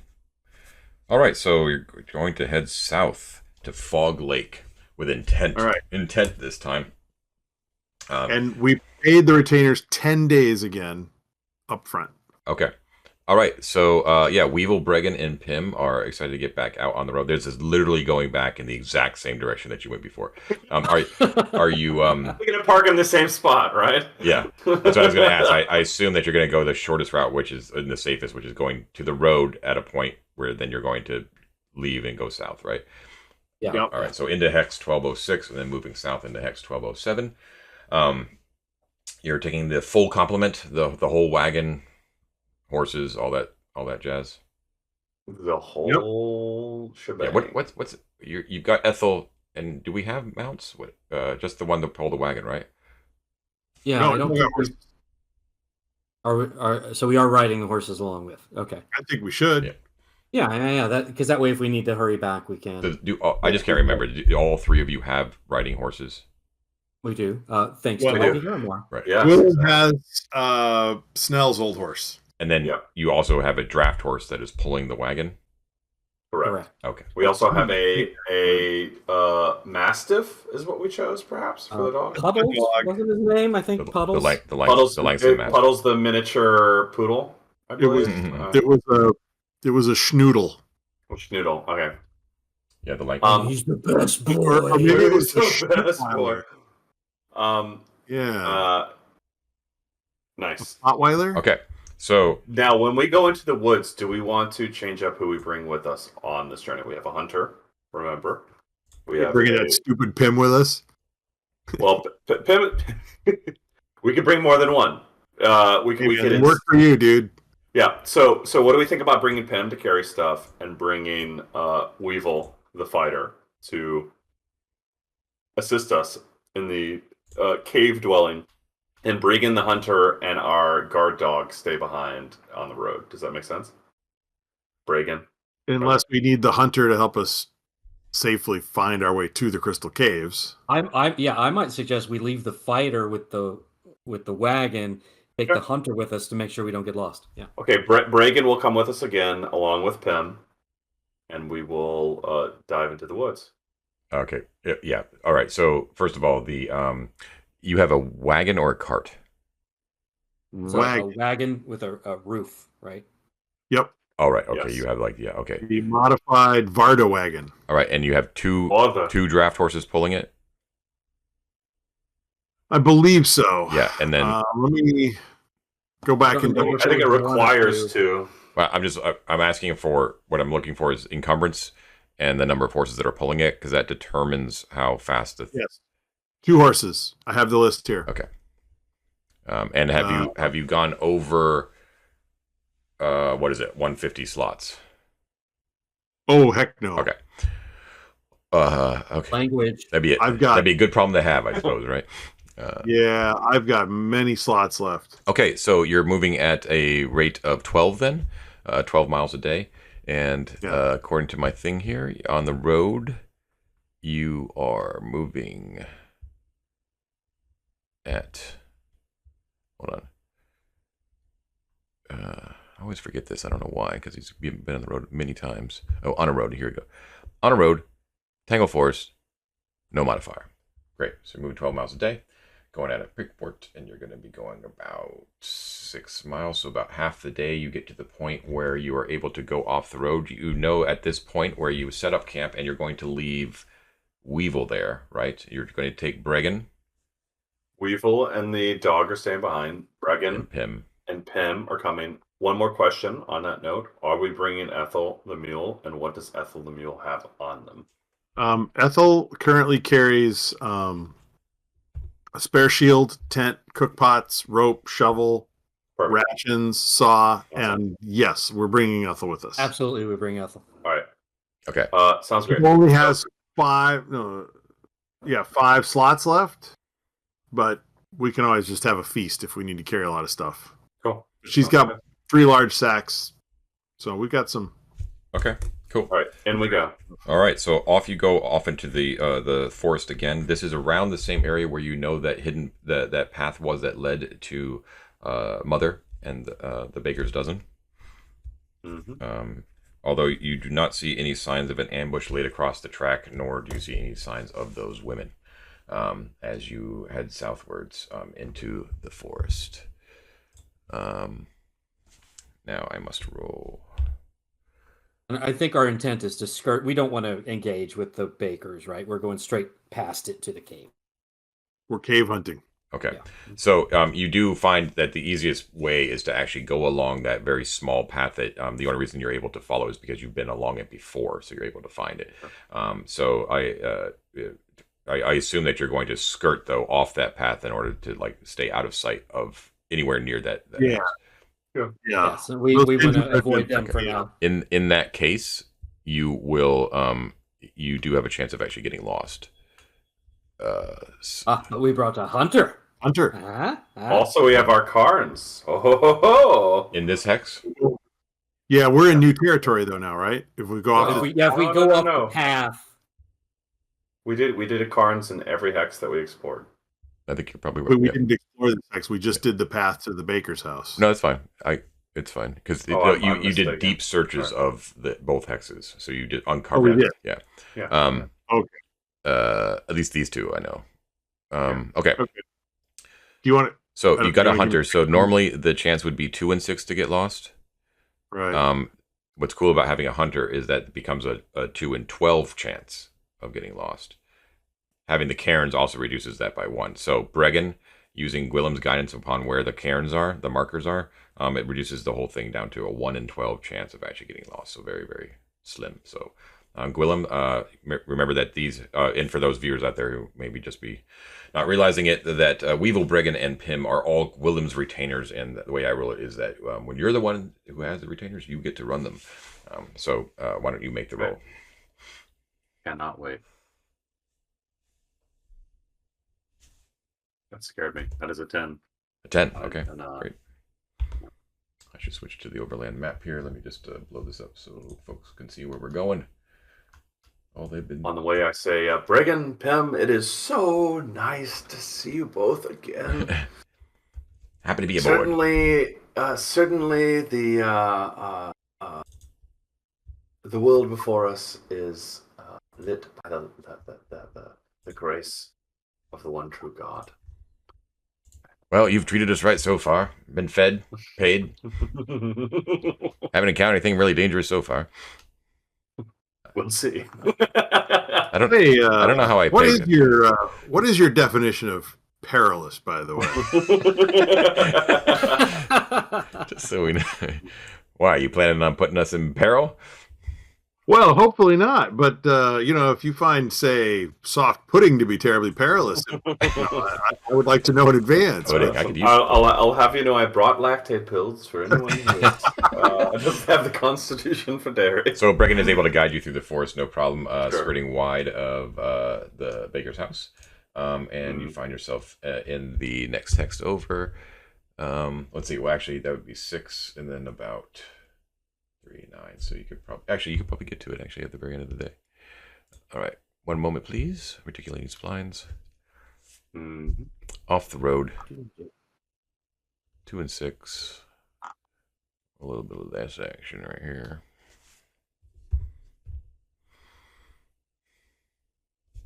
Tangled forest, off road, 33% slower. So are we kind of under the E in the Fog Lake banner? That's kind of where I imagine we are. You will end up there by the end of the day. Okay. More like under the A, to be absolutely specific. All right, so you enter into the area that surrounds the miles that kind of surround Fog Lake. So you kind of remember this from actually in Game World time. It was a couple weeks ago now. It was only a couple sessions ago, though, that near the end of the day, as the sun is actually setting in the west, the mists encroach upon you in the forest that you know are issuing forth from the depression in which Fog Lake itself sits. And as the light dwindles down and fireflies start appearing in the air, you hear the booming croaks of the bog owls that sort of echo through the forest around you. And you know that you are nearing the Fog Lake. You have not encountered anything untoward on your journey, which is really good. So you look forward to being able to set up camp somewhere near Fog Lake. Now, correct me if I'm wrong, you have not actually viewed Fog Lake. You've never actually seen it with your own eyes yet. Is that correct? When we met a guy at the shore of it, right? Yes. You did? Yes. Okay. We were on the oyster western side where we ran into that guy and his... Okay, you did, yeah. You see, he was crystal hunting or something, but we just kind of talked to him for a little while. Indeed, yes. Talk about like an oyster cult, I believe, or some sort of that thing. He was, well, it's a thing, so you should be aware. His name was Duncan Mudmerlo, was his name. And he was the manservant of a person who's known as the Jolly Oistus. The Jolly Oistus Pollard, who is the nominal ruler of the woodcutters' encampment. Yeah, that's the guy. And he was panning for a rare substance called azoth that could only be distilled here upon the lakes of Fog Lake. He is not here, however, although you do see as you approach the brink, looking out over the Fog Lake, which you don't see spread out before you because it is so foggy, of course, but the walls that form the barrier, that form the protective area around the lake itself are pocketed with a number of different man-sized caves, like large enough to stand in. Right. And we had been in one of those before. Yeah, and you had seen actually those russet-shaped, russet-colored crystals that seem to be in the back of them. And I can't remember if Duncan told you, but we'll say he did, that it is these crystals that are actually extremely fragile, that actually they decay into like a slushy, gravelly mud shortly after reaching their full size, that is then able to be distilled into this a particularly dangerous drug, azoth, which his master seems to be addicted to. We have drugs. He was panning. He said he was a gentleman's gentleman from the woodcutters, and we picked a cave I think maybe to spend the night in. We went in, and Argus broke some off the wall and licked a crystal, and I have him noted as tripping balls. I don't think it mechanically did anything, but he had a fun night, I think. Yeah, it's because you didn't actually smoke it, that sort of thing. So okay, cool. Yeah. Yeah. Intriguing. And so it's kind of sunset that we're coming. Yes, coming on yes, to exactly. places? And it's particularly it's actually probably pretty beautiful because the setting sun would probably actually diffuse through the mist, right, and kind of cause the air around you to actually sort of glow with like a deep dark orange hue. At nighttime. But the moment that you would actually descend the steep banks of the basin down to the sandy floor that is the rocky shore that basically is that surrounds Fog Lake, it would be very, very dark. Okay. Gotcha. And John, when we look at, I don't know how far around the edge we can see on the map. It looks like it makes kind of a nice little horseshoe shape. Do there appear to be these man-sized caves on the east side that we're looking kind of across? See. So to give you an idea, a sense of scale, because once again, this is just like a diegetic map. In actuality, this is a miles wide lake. Wow. It takes up basically the entire southern half of the hex. So it's at least 3 miles wide at its widest point. So, wow. So okay. You would not be able to see the other side. And not only that, you would not be able to see the other side on a clear day, much less on Fog Lake, where everything is shrouded in fog. It is so foggy here at the end of day that if your companion moves away from you about 15 feet, he's gone in the mist. Ethel is a little bit nervous, you can tell. And Pim as well looks about as nervous as Ethel. Bregan's taking it in stride. How hard do we think it would be to find the cave that we stayed in before? Not hard, because you're approaching from the same direction, so you can do that. You can easily find that cave. Yeah. Maybe we stay there tonight, since we've kind of been there before, and in the morning scout the caves. What do you guys think? Well, I think I would like to, since we have been here before, we know how foggy it is. I would like to request that we collected some firewood before we left the forest. Can we do that? Like along the way? Certainly. Yeah. Yep. So your target. I should. Sorry. Your target number is 8 for firewood for the night. So each of you guys can roll a d6, and I will say it is ideal condition, so there won't be any penalty. I'll roll 1. I got a 3. I got a 5. There you go. So all right. Got enough wood. That's a nice firewood. Okay. I would also. Can I go ahead and forge as well? Sure. I believe that's a d6. It is. Remind myself one more time. That is a 6. That's a no good, unfortunately. It is what it is. So as far as staying in the same cave goes, I mean, I don't see any particular reason not to. We can, I guess, reasonably assume it's probably not filled with poisonous, adders or something. I mean, there might be new ones, but at least we know there weren't ones there once. Right, yeah. On the other hand, I don't see any point in spending a lot of effort hunting for it in the fog. If we can't find it, no point in staggering around all night, getting exhausted trying to find it. I'm telling you can find the cave.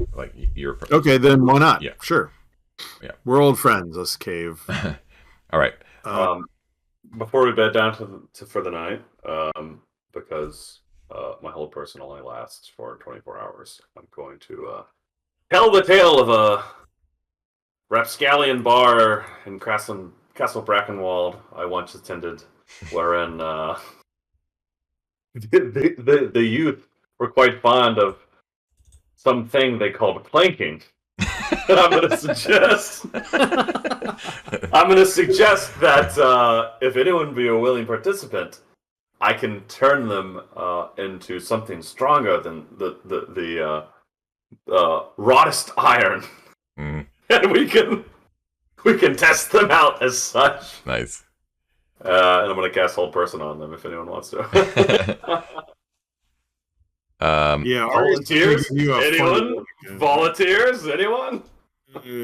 Does this count as peril? I'm not sure. I'm getting paid enough. How long does this last? Halifax, my friend, I will dispel it as soon as we have. Hold person lasts for more than 4 hours. Have fun. All right. Let's see what you can do. We're gonna turn him into a bench. Okay, so I'm gonna cast Hold Person on Halifax, and I guess maybe part of the parlor trick is that I bring in Argus to be one post, and I'm the other post, and Halifax is sort of strewn across stiffly, and I'm like, "Come, Bregan, Pim, look! God. Put your cup upon, dear Halifax. Yes, Wait, can I try to resist it? Because I'd love to try to resist it, and then just fake it if I can. That'd be very funny. Do it. Yeah. Little Halifax hinge. It is a -2 saving throw, Save versus paralysis. So let's see what that roll is. Okay, so my paralysis roll. Wait. Is this magic of fairy origin? You've been talking a lot of. That's right. Your moon sign. That's for me to know and you to find out, my friend. Fairy, friar, fairy, Yeah. Well, I guess if my save ends up having an extra +2, we'll know your secrets. As I have a +2 against fairy. There we go. But I shall roll my save against paralysis and petrification is a 14. So I'm trying to roll above that, Yep, right? hit it or above. Oh, so close. You sure it's not fairy? It's a 13. It's not, unfortunately, my friend. Yeah. You are the stiffest of boards. Okay, so I invite Pim to stand on top of you, and then we go to bed. They're now starting to question already who their employer is. You do that light as a feather, stiff as a board, light as a feather, stiff as a board thing. Okay, so does everyone have a bedroll and a tent? Yes. I believe we all bought that as part of our company goods, although Ted is actually the one.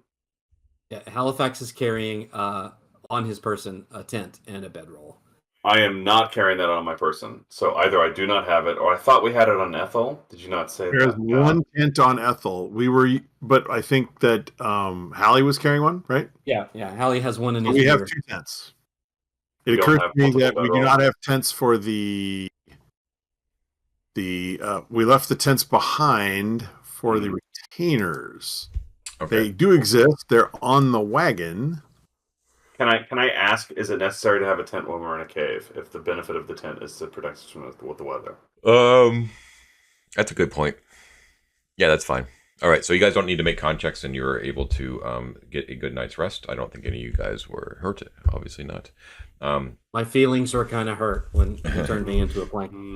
Listen, you volunteered, all right, buddy? You can retcon having the tents on Ethel if Ethel can handle the additional burden. Yep, I'll remove one from the wagon and put it on Ethel. All right, let's see what the morning weather brings here at Fog Lake. I'll roll it 2d6. Yep. 4. 4. Okay. Windy and cloudy day.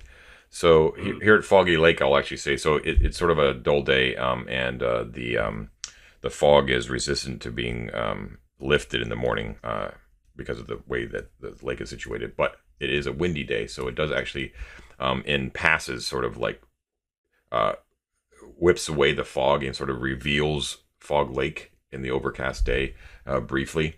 And you can just see like the shimmering gray water that's just slowly laps up on the beach quietly off into the distance. It's so vast that it looks like you're on the edge of like the ocean.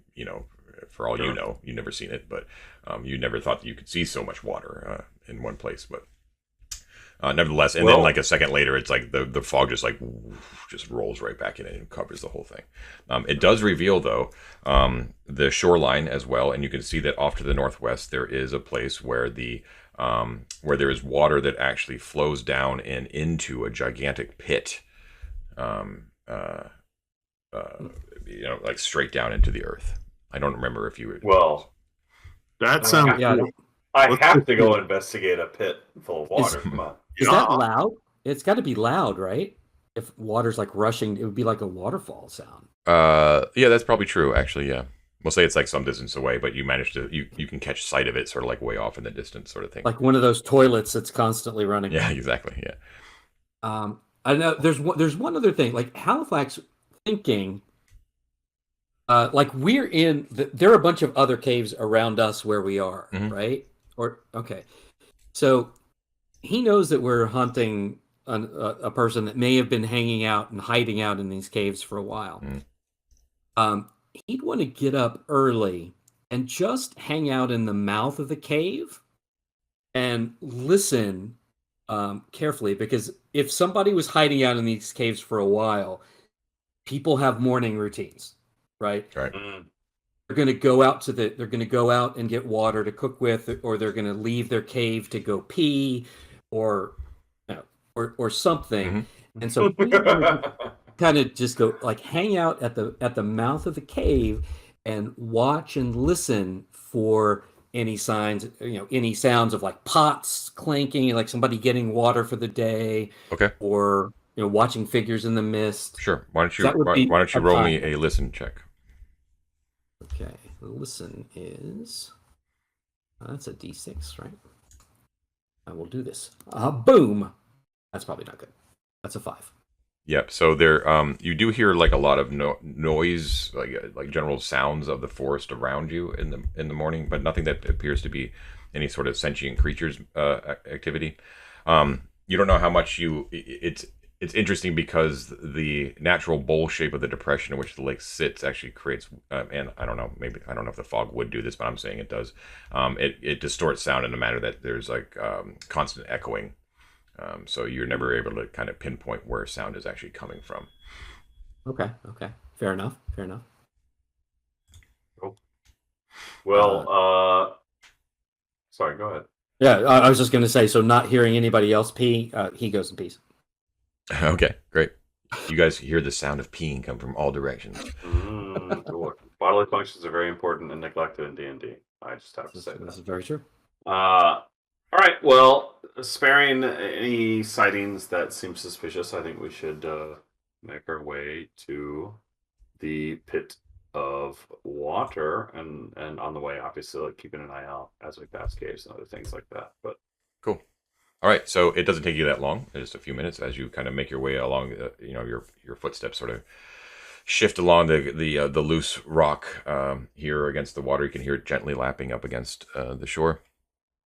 And you approach what appears to be water that is running out of a break in the basin wall itself, and actually before it reaches the lake, actually pours down into this gigantic pit that is approximately roughly about 30 feet wide.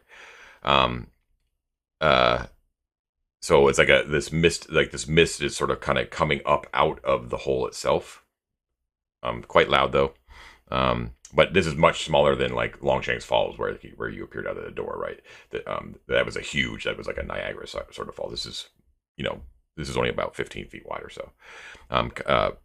Coming in from the west, flowing down. Now you can see like right at the lip along the southern edge of this pit, there is actually a rough stone stairway that is actually being cut into the side that leads down.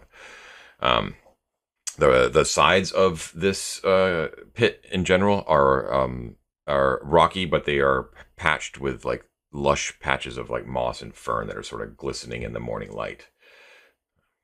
But looking down, you can see that. Let's see. Would you be able to see? Yeah. I think you probably would. About 20 feet down, the water is falling down into like what is a pretty tranquil pool, and there's actually a sandy beach that is visible at the base of the steps on their southeastern side. You see what appears to be some sort of like large insects sort of flitting around with like fluttering wings. Their iridescent wings sort of catch the early morning sun as they sort of like dragonflies, right? Like they and they. When you say large. Like dragonflies, like larger than normal insects. So they're like dragonfly size, right? Okay, we're not talking like okay. But you can't quite make them out, right? Like you could just see movement in the darkness, and they are like kind of crisscrossing over the pool and over the steps that leads down. And just are they weird? Are they weird, or are these like dragonfly things? That you don't know. You can't tell. You're just noticing. You can hear the fluttering of insects and kind of make out that there's these rather large things that are sort of fluttering around. But it's too dark to actually kind of get a good idea. I say we leave Ethel with Pim and we go down. Let's go down. I agree. I also sorry. I was going to say we should definitely go down, but we got to be careful. If there is a spellcaster down there, they could have left all kinds of little traps or warning things on the stairs for us. That's my concern. So, 2 thoughts. 1, we have rope. 2, John. Yes. 20 feet, you said. 20 feet. It's not far. 20 feet's a short 20 fall. feet down. Mm-hmm. Down. You're going to cannonball into the water. Of course I'm gonna cannonball into the water. John, of course I am.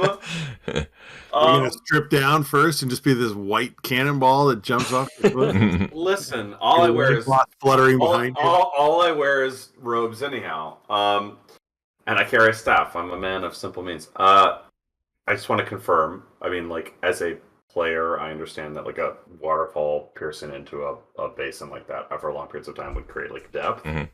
But as a character, I want to make sure this isn't 2 feet deep and I'm breaking both of my legs. So do I get a sense that right? You have no idea. What? You don't. I mean, you know. You know what? I'm going to do it. Why not? Your rock, throw a rock first. That's right. Why not? Why don't I do that? I'm going to throw a rock. Throw a rock to warn somebody down there that we're coming. Come on, I'm surprising him, baby. I'm surprising him with my cannonball. You're not going to surprise him, dude. Because like they're going to be like, "Oh, what was that? Oh, I bet it was that guy climbing out of the pool there." I'm no longer surprised. Yeah. Also, I'm not interested in jumping in my full plate. Heck no. I don't. Here's that's a very good point. Here's what I'll say. I'm sincerely worried that if there's anyone hiding down there, that the stairs have been trapped in some manner. Let's climb down. Let's climb down on a rope. I think a rope makes a lot of sense. If you would like, for the fun of it, I'll tie one end of that rope to my waist, and you can hold the other end, and I will jump down into the pool. Man, I'll tell you, Hole in the Oak really messed us up. We're afraid of a staircase. Just saying, I think it's a fun idea. I can create a little zip line for you guys. You can we could do a real anyway, we don't have to do that, but I think it'd be fun. Okay, so what's the plan? What do you guys want to do? I want to go down the stairs. I don't think there's traps on the stairs. Can we check those stairs for some traps? Can we poke them a bit? Sure. Well, yeah, I mean, you don't want to slip. I'll tell you what. Poke. I'll go down first. I got my shield, and I'll use the butt of my spear to tap and test the stair ahead of me. Okay, so it appears to be stone. It's cut stone. It's rough. It does descend down into darkness. There's only a very small pool of light that penetrates the hole and like is illuminating what appears to be just like the pool, and you can kind of see like it also the sandy beach that sort of fronts it on the southeastern side. However, the stairway basically goes down into darkness and avoids that beam of sunlight, which is cloudy at best, anyways, because it's a windy, cloudy day. Now, when I get to a point where I can't really see what I'm doing, I'll call up and I'll say, "Do we have a lantern?" If no one, I have a lantern. You got a lantern. I mean, I can light a torch, but if you got a lantern right there, do the lantern because he can use his shield to kind of like shield the light so that it's down and not just shining. Okay, mark off a pint, a flask of oil. Are you carrying that yourself? Yeah, I have one flask of oil with me. Who's carrying it? Halifax? The rest is on Ethel.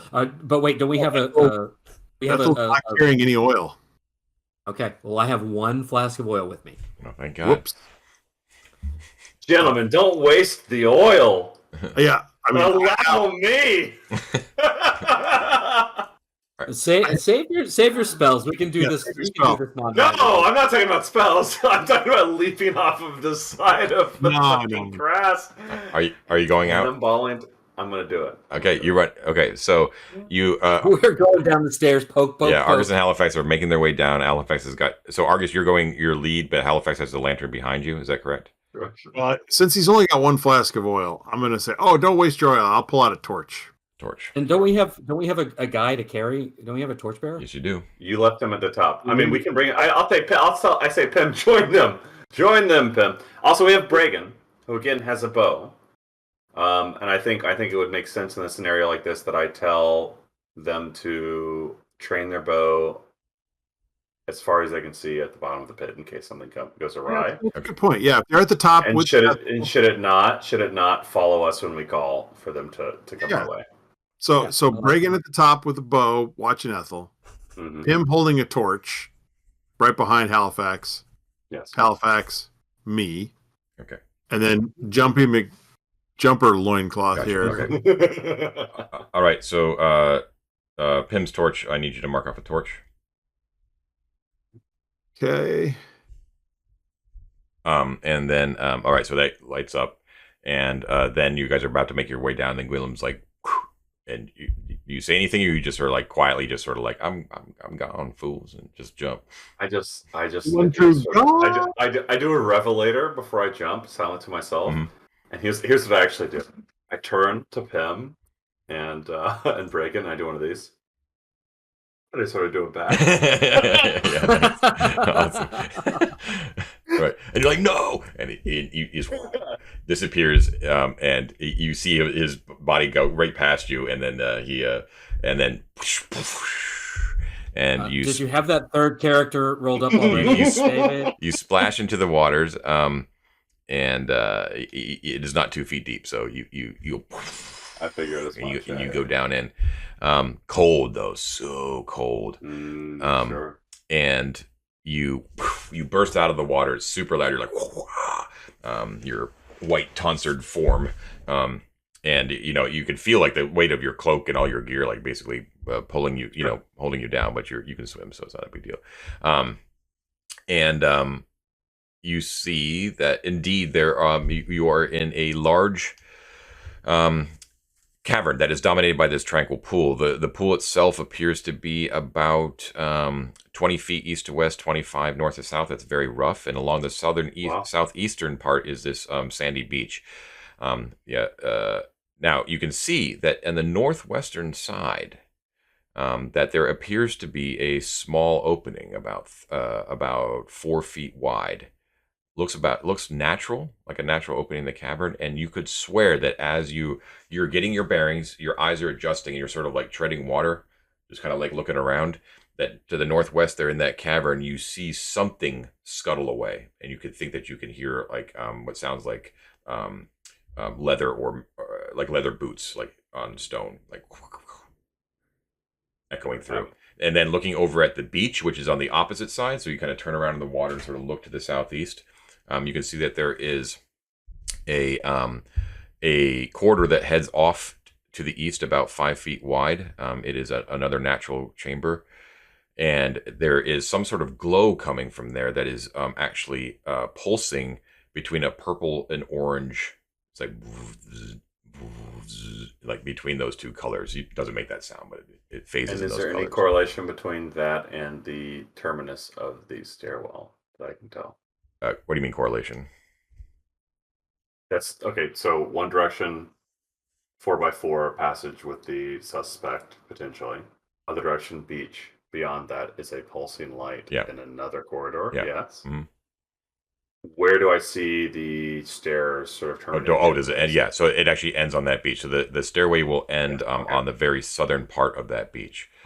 Okay. So on the eastern part of the beach is this natural corridor that leads off that is pulsing, and then the stairway wends down from the west and from the top 20 feet above, and you can see your companions making their way down, shaking their heads at you, and it ends right at the southern edge of this sandy beach. Right. Perfect. I have one more curiosity. Mm. I'm going to kind of look. You promise?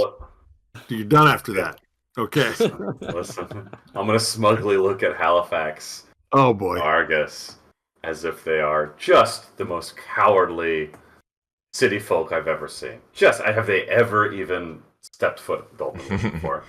And sort of do a backstroke for a second, but I would like to dive into the water, open my eyes, and see if I perceive anything under the water itself in terms of other passages, in terms of items that may have fallen down there that are shining to the light that is trickling down, etc., etc. Mm-hmm. I'm going to do a quick search under the water to passages, items, etc., etc. Like I said. What color are the tentacles that reach out? Are there? I know, right? Or are there animal bones? Did someone did you know what I mean? So you get my point. Like anything that may be in there. Yep. So you go down and you kind of look under. Luckily, there's just enough sunlight to kind of get a bead that you can feel that there is actually. First thing you notice is there is a slight current here. You're not directly underneath. Interesting. You're not here. You're not directly underneath the waterfall itself, obviously, but there's a current that is running to the northeast, and when you sort of judge that and kind of look in that direction, you can see that underwater there is a 10-foot wide tunnel that leads down from the northeast corner of the pool's base. Amazing. Okay. Amazing. Now, what you see down there actually is you see, and this is what else is happening well, we'll go back to Argus and Halifax. As you are making your way down, these strange insect things actually come up to you, and you realize that they actually have human-like faces. Oh no! Yes. No! Some of them are wearing. You doubted me for jumping in the water. All I'm saying is, some of them are wearing little tweed jackets. Some of them actually have like compound eyes, like flies, set in human faces, and they approach you and they laugh maniacally in your face. At the same time, Guillem is underneath the water, and he sees these same creatures, all of varying, the varying colors of the rainbow. Each of them seem to be, a single color. That there are actually some under the water, and they are like kind of floating in the water, and they're actually attached to the there's actually rocks on the bottom of the pool itself near that entrance, that 10 feet of water, and they're actually there, and they're sitting there. Some of them actually have their legs crossed as if they're just sort of relaxing genteelly, you know what I mean? And they're languidly chewing some sort of weed. You can actually see like little fronds of weed like coming, like kind of sticking out of their tiny little mouths, and they sort of look up at you, and they just sort of smile. And they have like you can see like green stuff like caught in their teeth. This is underwater, right? Yes. You're like, what the fuck is that? So when I see that, can I sort of like in a friendly way kind of wave at them and smile? Yeah. And they sort of do like the mermaid thing. They're like, yeah. And like little bubbles of air like escape from their lips. And it appears that you are dealing with malicious beings known as sprites. Delicious sprites. Malicious is a particular term. Yes. Don't truck with the Fae. We'll find out what happens with this little kind of next time as we have reached the end of our episode. So yes, you will have to. You'll be forced to treat with the Fae next time.